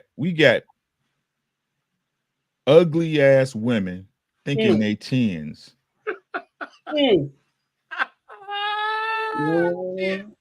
Let's listen to what I'm saying, right? And I don't give a damn. I don't give, look, you and y'all know how I feel. You are free to feel however you want about something. Can't nobody deny you your feelings. Your feelings are yours, right? But how is it that you ugly on the outside and the inside? Man, come on. Right? You want rich, but you broke as fuck. Right? You want a house, but you stay in a 2-bedroom apartment with air mattresses on the floor. Right. Like, this is unreasonable. Nowhere in history, right? Nowhere in history. Damn. Nowhere in the history of mankind was it a bonus, right? Was it a bonus for a woman to say, okay, I have a child by another man and he's a part of me, so you should look at us as one. Right? This shit makes this is bizarre world. I don't know, like Superman with a backward S on his chest. This shit makes no sense. The crazy part, and that's cool. This is, look, I keep trying to tell y'all, everybody believe in the Bible, but when we see biblical shit, no one wants to believe it. Come on, Ricky. Right? Come on, you preaching right now. Right? But the crazy part to me is that the people co-sign it. Yeah. That's the most insane part to me. People co-sign it. I was on This Might Be Risky, and I broke down exactly what men are doing wrong.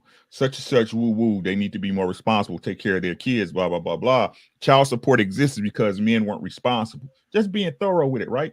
These tricks in a chat still telling me I don't agree. You don't agree with the truth, with right shit? Right. Right, Rick. Right? And y'all sit up here. This shit, it hurt. Like, I don't understand how this doesn't frustrate people, right? Me too, bro. It pisses me off. Because I see it in real time. I have kids that's 25, 30, 32. You know what I'm saying? I see it in real time. And even though they sit up here, and this is what's crazy, right? Because like I said, I'm not special. I'm an average guy. I get up and go to work every day, right? But y'all want to tell me on here that I'm exceptional. No, I'm every dude I know damn near. Right? And y'all sit up here and y'all say things like, there's no good men around. They say things like, oh, you can't pay all the bills in your house. Yeah. Yep. In this economy, no, I could pay every bill in here. What I can't do is fund your fucking habits. Right? What they saying when they say that shit is like, oh, such and such, woo woo. No, what you want a man to do is fund your lifestyle. While you do you. Right? Not provide you a house and a space and pay for groceries and electric and no, you want the most expensive car that you can get out of a dude, or the most expensive house that you can get out of the dude, right? Like this is just crazy to me. People like, and I don't see how it doesn't. And don't even want to give head. Ricky, let me tell you something, Ricky. I'm encouraging all men right now. I know this ain't gonna be sexy, and I don't give a goddamn because I'm pissed off about it too, Ricky. I'm with you. I cannot even in my mind understand how women can say some of the shit that they say. But I'm telling you right now, fellas, I'm praying that you find the woman of your dreams while you laying next to your nightmare. Ooh. Next. God damn it. And I ain't saying shit else. I'm done.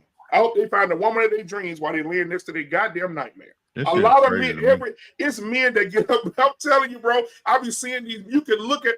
I'm gonna tell you what my sister said. My sister said, Dwayne, she called me Dwayne. Dwayne, you know, she said you can look at a man and tell a man that ain't getting none and his wife ain't shit. And she said, let's walk through the store. I'm gonna show you. I said, okay. We walking in Walmart. She said, look, he ain't getting none. Either he ain't getting no pussy or he ain't being nurtured. She said, look at that one right there. Look how tired he is. He got a ring on his finger. Look, he married. His wife ain't treating him right. She said, you can tell. And she said, this is how women who want a married man or want to get that man and take that man from you, this is how they hunt. They hunt by looking at a man. I heard a woman say on TikTok, say, just go up to a random guy that you think that ain't being nurtured by his wife and just hug him. He'll probably fall a little bit in your arms. Melt like butter. Stink. Imagine being married to a woman you can't hug, you can't kiss, you can't cuddle up with, you can't talk to her about shit. Just imagine it. These men are lit, and then you get up paying all the bills. Well, I swear to God, she go in that motherfucker, can't take a shower fucking with me.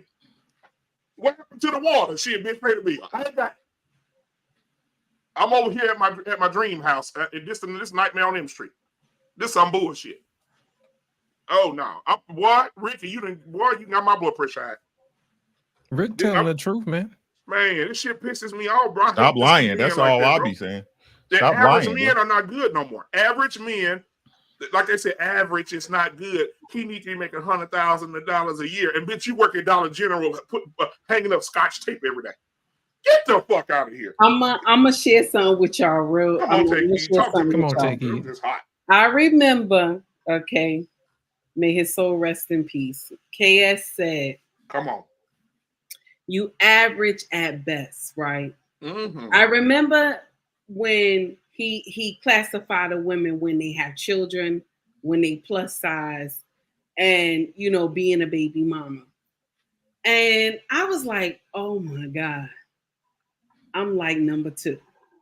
That's what I was saying. My mom, like, I'm number 2. Because I'm plus size. I was a baby mama. My husband, when I met him, my husband didn't have anything. Clean slate. Okay? Nothing. No baggage. Nothing. And when this man decided to pick me up on baby mama around the corner lane, okay, and took me in and said, I deem you, just like Ricky used to say back in the day, he paid for some used pussy. That's what it was. So now I'm like, how is that? You know what I'm saying? I never had the mindset to be like, I'm better. Now, mind you, when I met my husband, I had in the beginning, I had made more money than him. I worked at Port Authority for like half of my life. I made more money than him. But when I looked at this man, I was like, this man picked me up on baby mama lane around the corner with somebody else's child, and he wanted to love me. So I couldn't come at him any other type of way because my king, he wouldn't let me. He wouldn't let me. He knew the value he had in himself. And this is where some of the brothers that they marry women who are horrible, that they don't understand the value that they are. Just being a good man nowadays, they say, is not even good enough. It's not enough, take heed. It's not enough. No, it's not. And I can't even imagine my king saying to me, you know what I'm saying? I'm done with you. If my king ever say, I'm done with you, I will break down and cry because I would not want to go to these streets. Do you hear me? That's how bad it is out here. I'm not one of those wives that be like, I don't need you. I could do all bad by myself. I'm going to be fine and all this nonsense. I'm not one of those. because I know where this man picked me up on Baby Mama Lane around the corner up the street. When nobody wanted to deal with my mouth, when nobody wanted to deal with my attitude, when people told me you are alpha female and I'm not going to deal with your foolery. I don't want you. Yes, you got a nice shape. You got a nice shape. You got a big butt, big breast, whatever, but I don't want to fuck with you because you don't know how to talk to nobody. And my king took me and said, I'm going to train you because you ain't going to just talk any old kind of way to me. And I looked at him, tooted my head like, this man crazy. He was not crazy. This man loved me and wanted to teach me. And I'm going to share something with you. I thank God I was ready to learn. So when I sit up here and listen, like when KS was alive, when I listened to what he said, my heart broke because I was like, I'm two at best. I couldn't even. I just saw a couple days ago was a big girl up there on some type of show. She talking about I'm an 8.5. I said weird. Not saying just because you big, not saying just because you big that you ain't supposed to say you were 8.5, but your attitude is nasty. You don't know how to value a man. You don't know what you're saying up there on this panel. I'm a big girl, yes, but my husband always tell me, you have a good heart. You know how to talk. You're beautiful. You know how to speak. You beautiful. And I love you for that. You beautiful. And I'm gonna share something with you, Ricky. I'm gonna share something with you. The pictures that my husband showed me when I was dating my husband, the pictures that he showed me of the women that he dated before me, if I say they were 2 or 3 or 4, I'm lying. These women were like 8, 9, 10. Okay? These women were beautiful. And I remember telling my husband, damn, these women ain't got no kids. He said, you know what? They weren't mine. You were mine. You know what I'm saying? Even though you was on Baby Mama Lane up the street around the corner, you were mine. Talk to me. I looked at my husband. I'm like, this man, you know what I'm saying? So when I see women that get up here on these podcasts talking about I'm 10 point something, go sit down. Because first of all, you don't know how to talk to nobody. I'm tired of women getting on these podcasts talking about I'm married, but you can disrespect every man on a panel. All you got to do is put a woman on a panel. She tell you she married, and let her get in a disagreement with her husband, with any man on the panel. You already know she run that house. Take heed. She run that house. Take heed. Last week, I think it was. I don't know. JT, I think you was there. Our pain. I don't know what panel we was on. I think it was on. This might be risky. When there was a young lady on the panel that says her husband has a curfew on what time to be in the house. She said, but she don't have a curfew. They say, well, what time you be coming in? She say 4 o'clock, 5 o'clock in the morning. What fucking man allow his fucking wife to be at 4 o'clock in the morning? I think that was on Freezy's. Was it on girls. Freezy's channel? Shit. I remember her saying, no, guess what it was? It was on Embrace's channel. No. It was on. Because I know exactly what girl. I think it was Callie Bath. It was Callie Bath. Oh no, it was Callie Bath. It was Callie Bath. That's right. It was Callie Bath. Callie Bath said the only thing open at 4 a.m. is Waffle House and Legs. And you a wife. She said what again? She said 4 a.m. Yeah, she said she'll call her husband and say, me and my girl's gonna shut the club down tonight. She said he don't start looking for her until about 3:30. Yeah, I remember that. 3:30, 4 o'clock in the tail end of that. I'm gonna share something with you. I thought it was on yours, Embrace. I could imagine my husband. I could imagine my husband saying all types of foolery to me, and wherever I am, he already checking my location by the phone, and he had been there, and wherever I was at, he'd be right there, looking at me like I'm crazy. I had never tested my husband. I've never tested this man. I know my husband is gangster just because he just, the stuff he say to me just give me poise. Like, you ever had a person that you done said some fucked up shit to them, and then they look at you like this the shit you don't want? Yeah, or they tell you, you done fucked up, don't you? Oh, I can't take it. I'm sorry. That's I'll not be me. lying. I'll That's be lying not if I me. said my wife didn't never test me. That's a lie. Like I tell people, you know what I'm saying? I'm from the era of Iowa test. I keep a number 2 pencil sharp. You feel me? I keep a number like Look people at this. right? You know what I'm saying? People don't like guys don't understand. Guys don't understand what it like. I'm serious, man. The more emotional my wife get, the colder I get, bro. Yeah, I'm just being honest. The coldest I get, especially if it's some stuff I'm like that's really pertinent. Nope. I hear what you saying, but nope. I like when my husband used to say to me back in the day when we first got married, I used to cry. Like if I knew I did some fucked up shit, I would cry, right? To get out of it, right? And then when he got hit to it, you know what he would tell me? He was like, when you get time, go wipe your face. You hear him in that Nigerian voice. Go wipe your face. And we gonna still talk about that money being missing.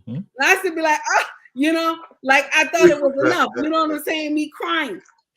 But my husband, it's something about this man that I'm like, this man is a problem. This man is a problem. And I can't handle Because this the truth is, you don't want a woman don't want no man that's no fucking pushover, bro. Say it again. And Ricky, guess what? And the ones that try to get rid of men who are being men, they want a beta bitch. They want a beta bitch. That's what they want. They want a man that's gonna say, "Okay, honey, you can do what I don't agree. I don't agree with that. I'm gonna use some pushback, right? It's not that they want them, right? That's what they're used to, right? Let's just say call a spade, right? Okay. Me personally, right? Except for the hyenas, right? The whores and the hyenas, right? The whores and the what? The whores and the hyenas. Most women want a man, right? They want a man. It's just that they don't present enough value for a man to sit there and go through the training processes of getting that woman to where she needs to be ideal for him. Oh, that's nasty. Right? This is what I keep this is what the ladies don't understand, right? The reason why they can't get husbands, right? They can get anybody to fuck them. They can get anybody to fuck them. The reason why they can never get a husband, and when they look at the sisters that they think that's not as pretty as them, right, or don't have the wealth or the things that they have or been where they've been, right, it's because it will require a woman to be something that they're not. And that's all it is. It's not in you to be a wife. Please leave your message. Plain and simple. The changes that most of these women would have to make, right, to be wifely material, is simply not in them. It's not in them. Because no, it's most of them to manipulate than it is to be a wife and do Yep, what a wife there has you to go. do. There you go. I've had a woman that said to me that she didn't deserve me. She told on herself. Facts. I couldn't be with her no more. Facts. Ooh. You should have said you right. She's done it more, and it was just different ways on how she said it. Some days, sometimes she used to say, "Why are you with me? Why do you love me?" I'm like, I don't need to be with you, because she was telling on herself. JT, my ex-wife told me after what year is this? 2024. She told me in 2022 I could never be the woman you needed me to be. Yeah. Ooh. I could never. This is what my ex told me. I could never be the woman you needed me to be. But another thing, I made the right decision. We're not teaching our women, our little girls, how to be wives. They'd rather be baby mamas than wives. We're not cultivating little girls and preparing them to be wives. They don't have an example to see what it is to grow up in a marriage, in a healthy relationship. All they hear all their life is niggas ain't shit. You don't need a man. You're strong and independent. Woo, woo, woo, woo, woo, woo. So then when they finally start to interact with a man, which is usually maybe when they go to college, they're socially awkward. They don't know how to cook. They don't know how to clean. They don't know how to do anything. So now what do you do then? And it's men too. A lot of boys are not being raised to be leaders, head of households, due to the fact that they're being raised by women and they're catching on the characteristics of the women. And that's why I think we have so many emotional young men now and don't know how to express themselves or articulate themselves and take this. They're not taught to take the head of the table as the kings that they are, because they're not shown that they're worthy of it. Niggas ain't shit. We don't need a man. So what do we do, Rick? What do we do? JT, I gotta touch on something that you said though. I'm sorry. JT, when you said that she didn't deserve you, right? Mm-hmm. I said this to my king when I first met him. I said this to him. Wow. I kid you not. I said this to him because I knew that I was like, this can't be real. You know what I'm saying? This can't be real, because this was the only man that I had met that challenged me. Like, if I said some fucked up shit, he would correct me. Spot on. No matter where I was, he would correct me. And I was like, what is going on? And I remember saying to him, I don't deserve you, right? Mm-hmm. And he told me, you're mine. You're mine. And that always stayed in my mind. Like, that's why if you ever hear me talk about my husband, y'all know how I talk about my king. I put this man is on a pedestal in my mind. You cannot bring my king down. I don't care what happened. I don't care how much money you got, where you live at, how much you have. I would never trade my king in for anybody, because I remember where he picked me up at.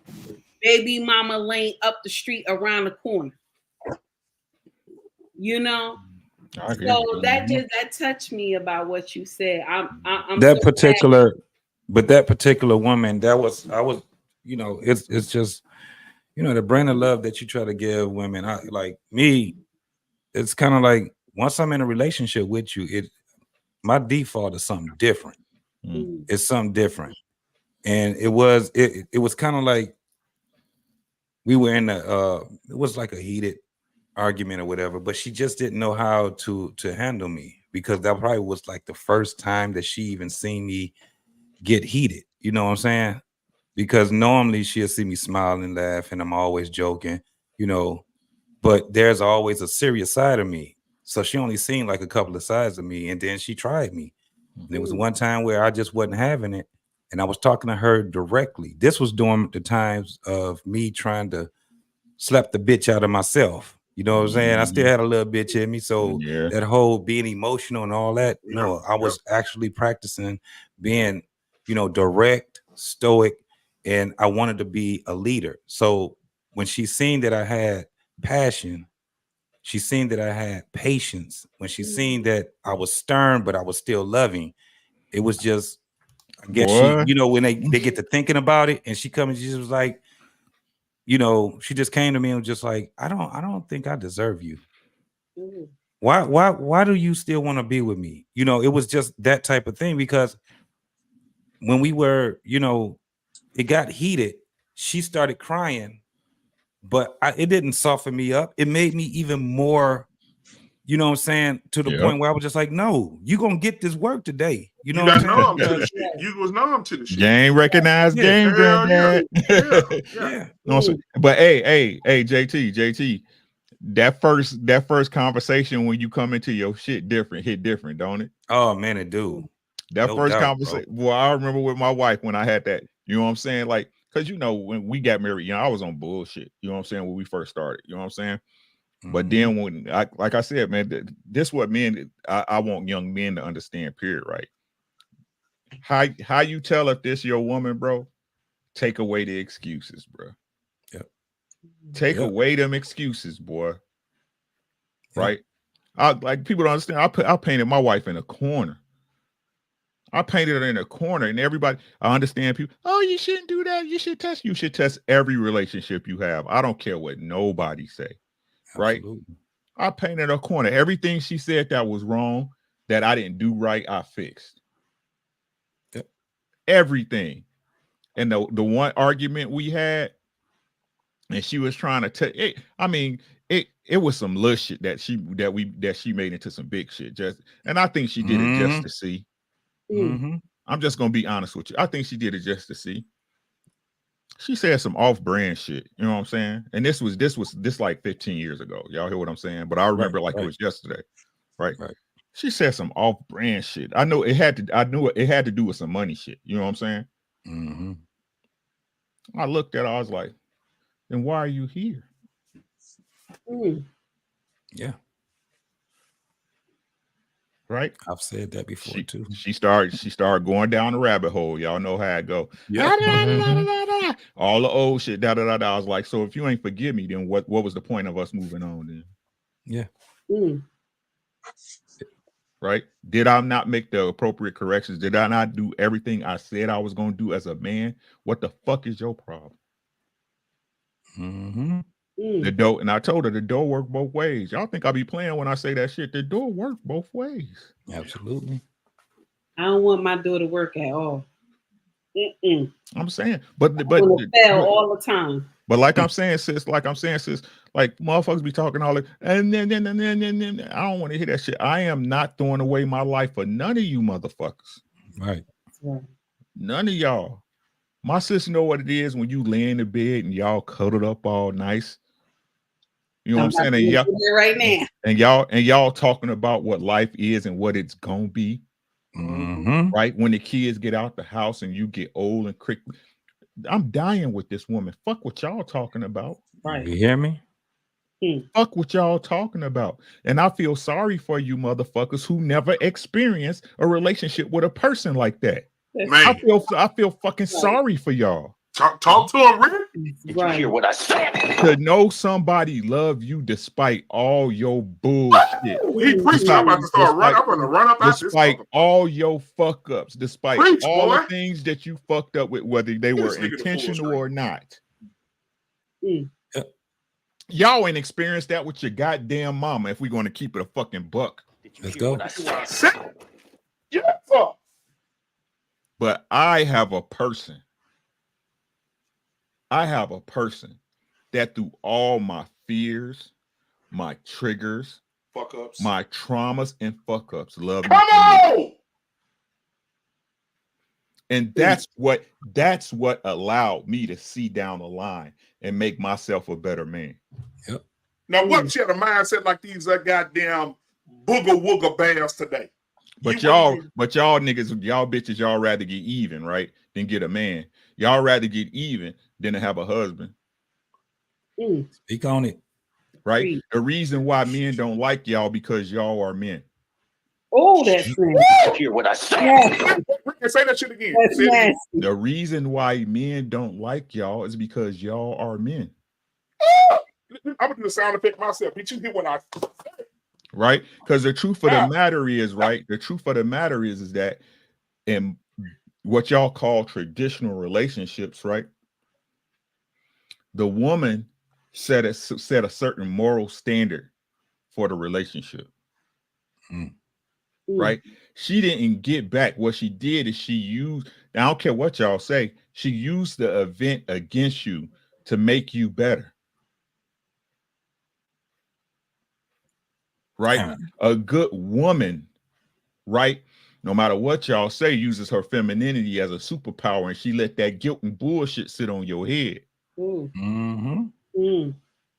Right? That's what a feminine woman does.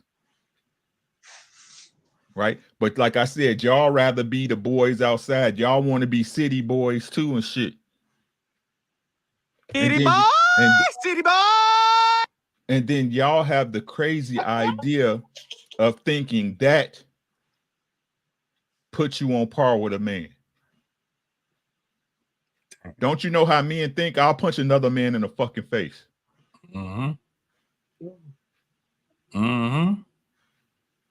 You guys were supposed to be the fairer sex.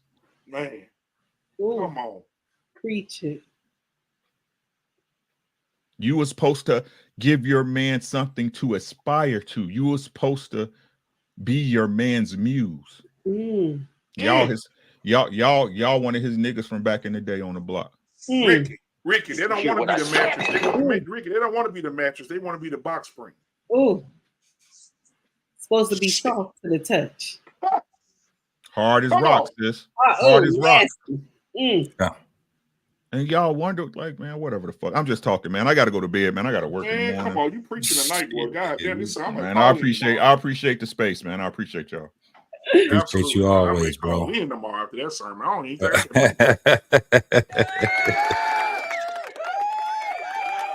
Man, you know what, bro? I appreciate y'all, man. There's a lot of people, man, and I wish I could talk more about these marriages and stuff out here. I just don't like releasing people's names and stuff. But man, we got to pray for some of our guys, bro. They going through it, bro. There's some husbands out here going through it, and I know them personally. And it just, and me, lost in translation, know what I'm talking about? It just drives me up. It's people that we know as together that Lost knows, I know, man, going through it. Yeah. Wives are just drilling them. And it's just talking bad to them, and I can't believe a motherfucking woman can say, you don't bring no value to my life, but you stood in front of me and said for better or for. Yeah. Hey, but I gotta say this, man. Ricky, our pain, nasty. Mr. Bennett, all my brothers that's married, that's out here, that's actually doing it the right way, man. Y'all make it look easy. But when you start talking about it, see, that's when people know that they got to do the work. Yes. One of the things I do know is that I seen it firsthand. I had front row seats to seeing how a marriage blossoming into something. And one of the things, that's why I tell people, you do everything that's dutiful in your relationship and your marriage, and then you die. Reason why I can say that, because I saw it. My mom is here right now. She's in her room right now, and she's still going through it. The love of her life, 18 when they got married on their prom night. And they stayed 54 years together until my father died.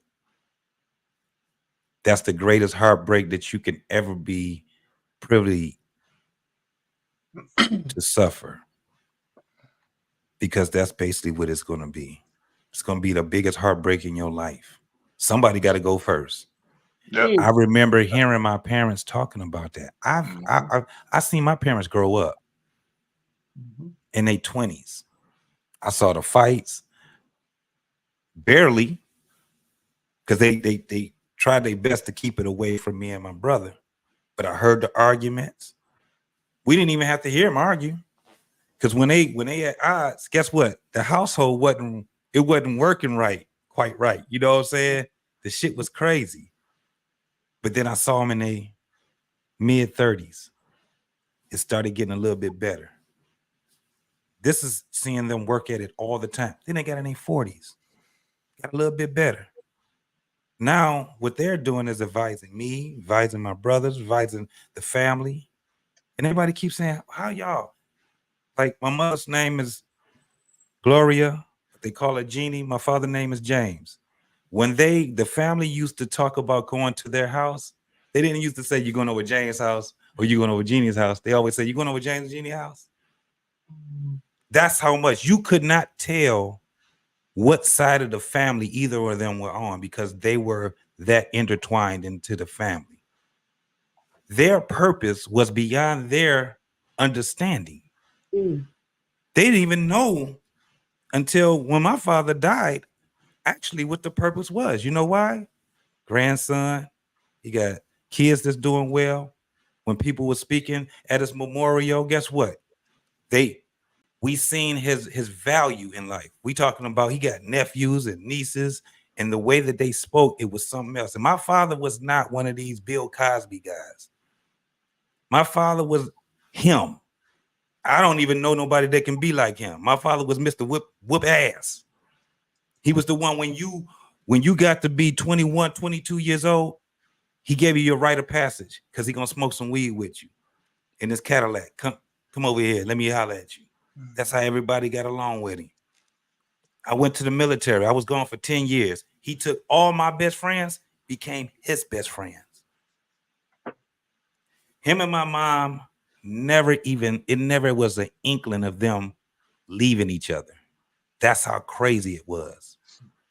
Never was an inkling. They talked about it alone. They left. I think the only time I've ever seen my parents be gone for away from each other was like 2 weeks. And he took me when I was 5 years old down to Tennessee to visit family for 2 weeks. That was it. They was beefed out. They came back. They talked about it. Guess what they ended up doing? Staying back together.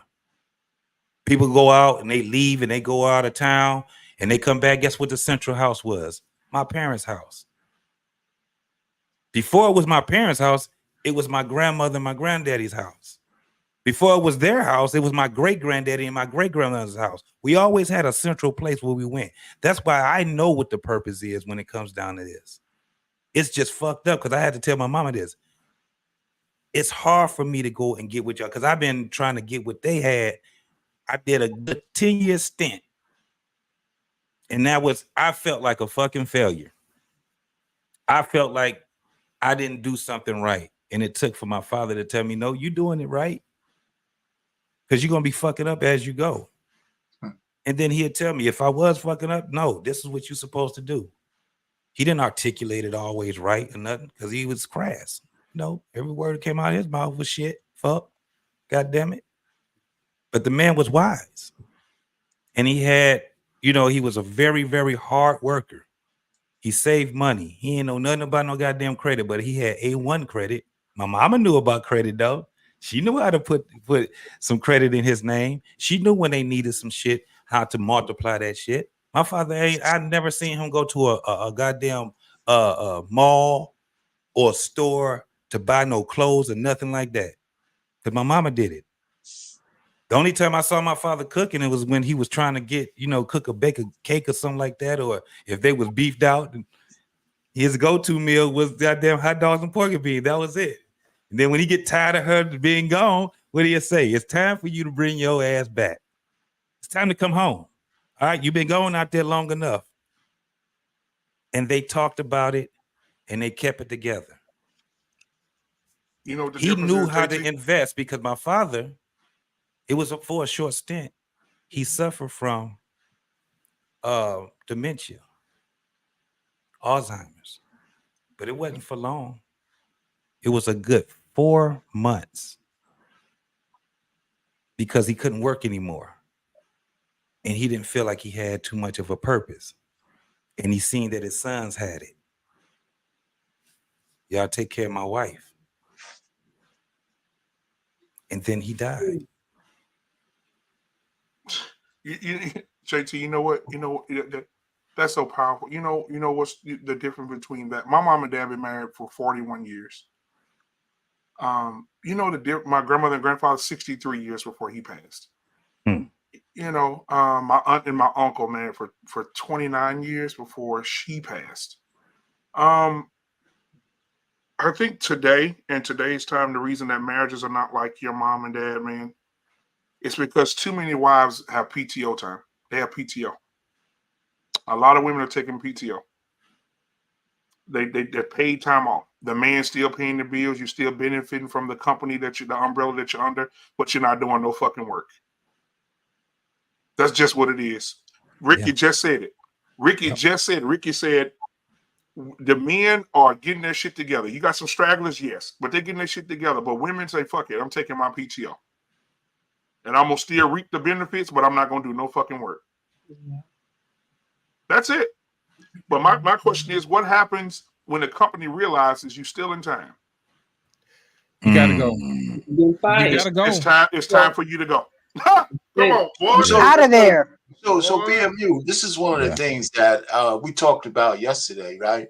Yeah. Because based on the stream we had yesterday, I said, well, there's always got to be solutions. Yeah. And there's some differences in the mindset of the Gen Zers.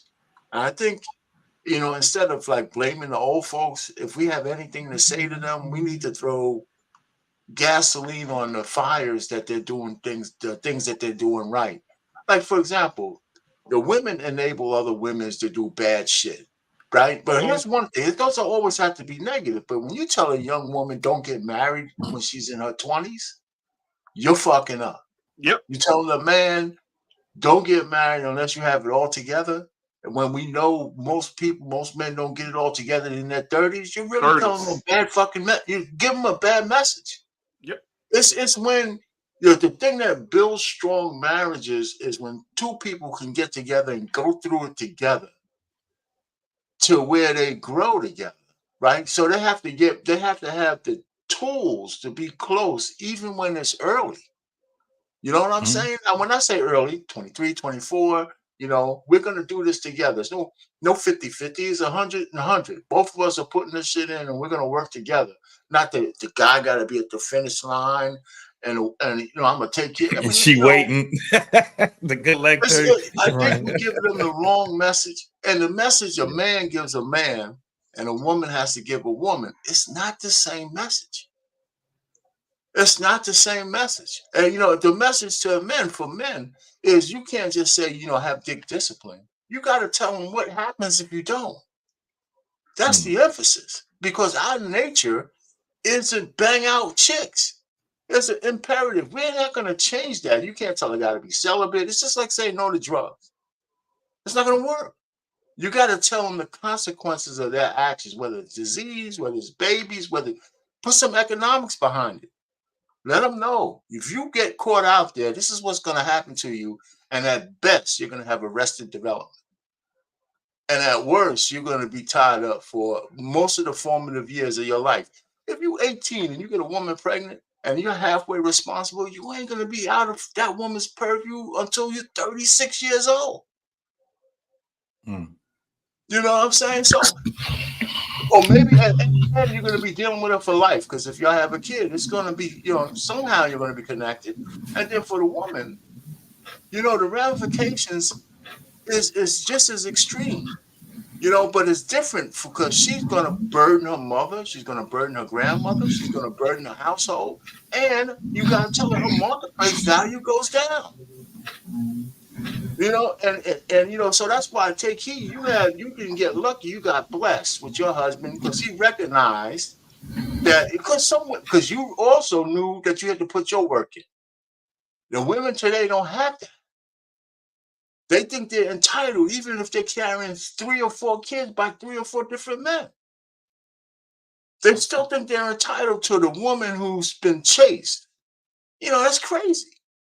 You know what's crazy, R-Pain? I left one thing out about them crazy hoes at that marriage conference. One of them said, one of the women said, she said, I know, oh, y'all, please don't fall out. Ricky, do not start shooting your gun in the house. This lady said, I can't wait till I get with my new husband. I can't wait to divorce you. And I find a husband who really will love me the way I want to be loved. And the last thing she said was, I'm trying to remember, it was everybody grabbed their chest like, please die in your sleep tonight. What did she say? She said, I can't wait to be, oh yeah, she said, well, the lady asked her, she said, this is a safe conversation. Do you know how to love your husband now, the man that you're with now? You're thinking ahead while you're still married to this man? She said, oh, I know exactly how to love him. I know how to love him, but I'm not going to give it to him. I'm going to give it to my next husband. Damn. And right then, I'm telling you, bro, right then and there, bro, I looked at my wife. I said, this is the time where I approve domestic violence. He should have knocked her fucking ass out of the chair. Bro, I couldn't stand it, bro. I just said, he should have knocked her ass out. Let me just say this before I go. Listen, my daughter played guitar, right? So I went back through my archives and I found something she did when she was like 16. I'm gonna put it in the back chat. It's real smooth and it's nice. She's an acoustic guitar. She played a lot of stuff, but I just thought this was nice. It always cools me down when I listen to it. And she did it right in front of a music school. It's nice. If y'all want to hear it, y'all should play it. My daughter's pretty good. Well, you got to send it to me, and I'll play. I'll it's right there in the back chat. Yeah, I'll put it in one of my intros. Yeah. You know what, Black man, I'm glad you said that, man. Intros or Cash App for your super chats. Listen, Black man, I'm glad you said that because I was on a podcast with Humble Dad Monday, and something was said, and I really couldn't get it off. And Humble Dad saw my eyes, and he knew I wanted to say something. We just ain't had no time. It was this instance where this lady told her husband she outgrew him because she made more money than him. And that irritated me to my soul. You know what I'm saying? Because it goes back to the scripture about a wise woman builds a house with her hand, but tears it down with her tongue. Shit. What do you mean you outgrew your husband? You didn't outgrow your marriage. You didn't make your marriage better. You didn't help, build your husband up. You know what I'm saying? That type of, just because you make a certain amount of more money than your husband, you think you're better than him? Where did this mentality come from? How would she feel if her husband said, you know what, honey, I can afford a much better wife now, a much smaller wife, a much more agreeable wife, a woman who can cook now, you're dismissed. And I assure you, women would be turning over tables. You know what I'm saying? They would be upset. They would be mad. You know what I mean? All over the place. I can't believe he said that. But my thing is this, when we let stuff like that slide, man, when we let the hyenas bite on our brothers, we should feel some level of shame. Shame. We should. Shame. I'm talking about for real, man. In the presence of other men, we let a hyena bite a brother and you don't say nothing. That boils my blood, man. How could you? You see that's this social man programming on autopilot. You see this man getting bitten by a hyena, and you let him get bit and you let him die. Something in you as a man ought to be able to grab him and pick him up and say, brother, I got you. You ain't got to worry about that. Sometimes as men, we're going to have to learn how to separate ourselves from stupid stuff, from stupid people. It's okay to block them. I had to block somebody from my channel today, coming in talking mess about Dr. Nkumba. I said, first of all, we have manners here. You're a guest. I don't even know who you are. Second of all, you don't know what you're talking about. You got to go. That's what we're going to have to start doing if we're going to have honest conversations. We cannot afford to be distracted. The mission is too good. It's too great. We got too much, man, at stake. Facts. We can't. Can I share something with you? I actually saw one of my best homeboys go through this. We coached together as basketball, and our kids grew up together. We were at their house. They were at my house. He was a teacher and a high school basketball coach. He made about 75 grand a year. He paid his wife student loans, put her through nursing school. I mean, they had a beautiful home, 3 cars. I mean, the life that you want and build. As soon as she graduated with her master's, talking about, you don't make enough for me anymore, and left my homeboy. I mean, and that's my homeboy, but he was fine as hell. I couldn't believe how he had everything she could want out of a husband, and was a good father because he was a teacher. He had the boys all summer. You know, he had the boys on Christmas break, and he loved it. He would pick up my son, and they would go out. He did a job for her. That's the problem. And to find out, he called me. He was like, Grace, she left me. I'm like, what are you talking about? She left you. She didn't left me. Wants half of everything in alimony after I didn't pay $180,000 in school loans, put her through medical school. I mean, it was just so sad. And this is one of the reasons why I advocate for men, because that man did not deserve that. Okay, you could have went about it a better way, worked on it, and then you had a man in less than 3 months. So you must have already had him as a backup. He was always there. Right. See, but he was. Yeah, he was always there. See that you can't. So this is real. Yeah, no doubt. It's real as hell. But you can't. A woman, if you, I don't. How can I say this? I want to say this the right way. If you, I ain't gonna say. Just say it. Fuck it. I want to use the It's right after word. hours. I want to use the right word, right? Because I mean, I support my wife, right? I support my wife, but I don't. She didn't have any skin in the game because he did everything. You see what I'm saying? And the crazy thing, I don't know why, but this is what I observe, again, my personal opinion, that when you do that much for a woman, right, and she doesn't have to do anything to earn it, she'll hate you for it. Right? Yeah. She'll hate you for it, right?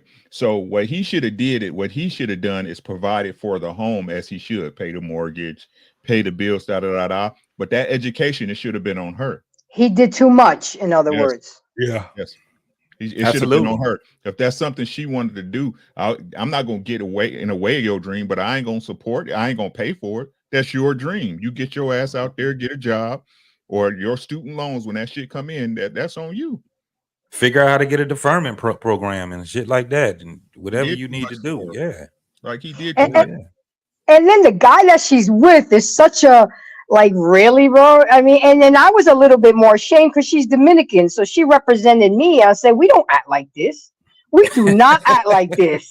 What are you doing? I didn't even really speak to her about it because I was more friends with him because we were basketball coaches together and we had a travel team together.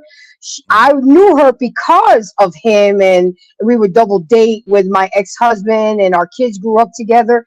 But I never saw her the same way. I simply had to just stop talking to her because I couldn't associate myself with her. How can you do this to my homeboy? How can you just leave him out to dry? I mean, he's good.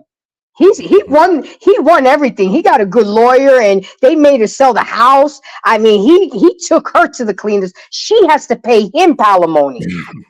So because she made so much more money. You know, when she graduated and got that master's degree, she got head of nurse or whatever, and was making over $200,000. He got palimony.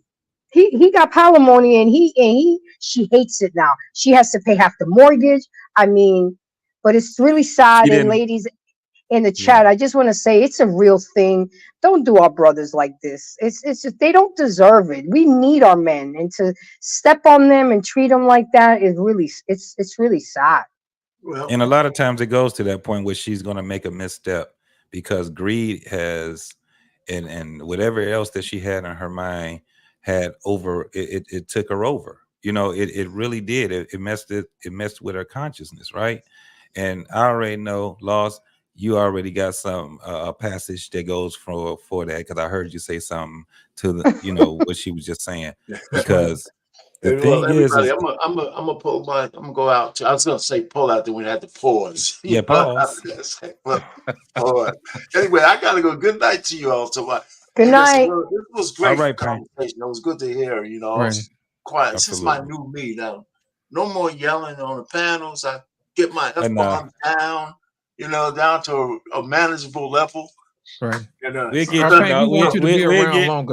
get Trey to pull it out every once. We're gonna do it once a month. Wait a minute, pause. It's not going right. Pause. I'll see you guys later. Take it easy. All right, RP. Good night. All right, RP. All right now. You know, we're gonna wrap this show up, man. We want to make sure that we have somebody waiting for some more for next week. You know what I'm saying? We're gonna leave a little meat on the bone. Yeah. JT, you got any final thoughts, man, before we get up out of here? Yeah, man. So you know, we got pretty deep today on Talk That Talk Tuesday. So tomorrow it's gonna be Wild Wednesdays tomorrow, man. So I'm just gonna be pulling up some videos, do some you know, some recent stuff that's out there. We're gonna do a segment, and I said I was just gonna keep the segment called Rate the Date. So I'm gonna be pulling up some Kendra G videos, and you know, have the fellas on the panel clowning and whatever, man. You know, we get a little bit serious, but it's not gonna be all of that, man. It's gonna pretty much be, you know, something where we can have fun, man, a little comedy or whatever, and then we just gonna go ahead and get ready for Thursday with your boy Dr. Nakumbe and Coach K. Right. And then you know what it is on Friday, boy. You know what it is. The barber shop. This is not the barber shop. But What time embraces are you gonna be up? 8 p.m. Eastern time on Thursday. Trust me, I'll tag you in my little preview that I always drop on Wednesday nights. Absolutely, So and you know I got you on the list now. Okay, and don't forget, we definitely gotta continue our Do that conversation collabo. too. Yeah, most definitely. Absolutely. Most definitely. Absolutely. Indeed. So, For yeah. everybody watching from here on out, make sure you guys hit the like button on the way out. For the new people, make sure you hit subscribe. Welcome to the channel. And also make sure that you share the stream, because these conversations need to be had without all the fussing and yelling. We're going to really get down to the nuts and bolts of this thing and try to fix what needs to be fixed and leave what needs to be broken. You know what I mean? Yeah. We got work to do. So thank you guys for coming out. Welcome to another edition of Talk That Talk Tuesday on the Black Man Unfiltered Network. Good evening and good night. Peace out. Subscribe now.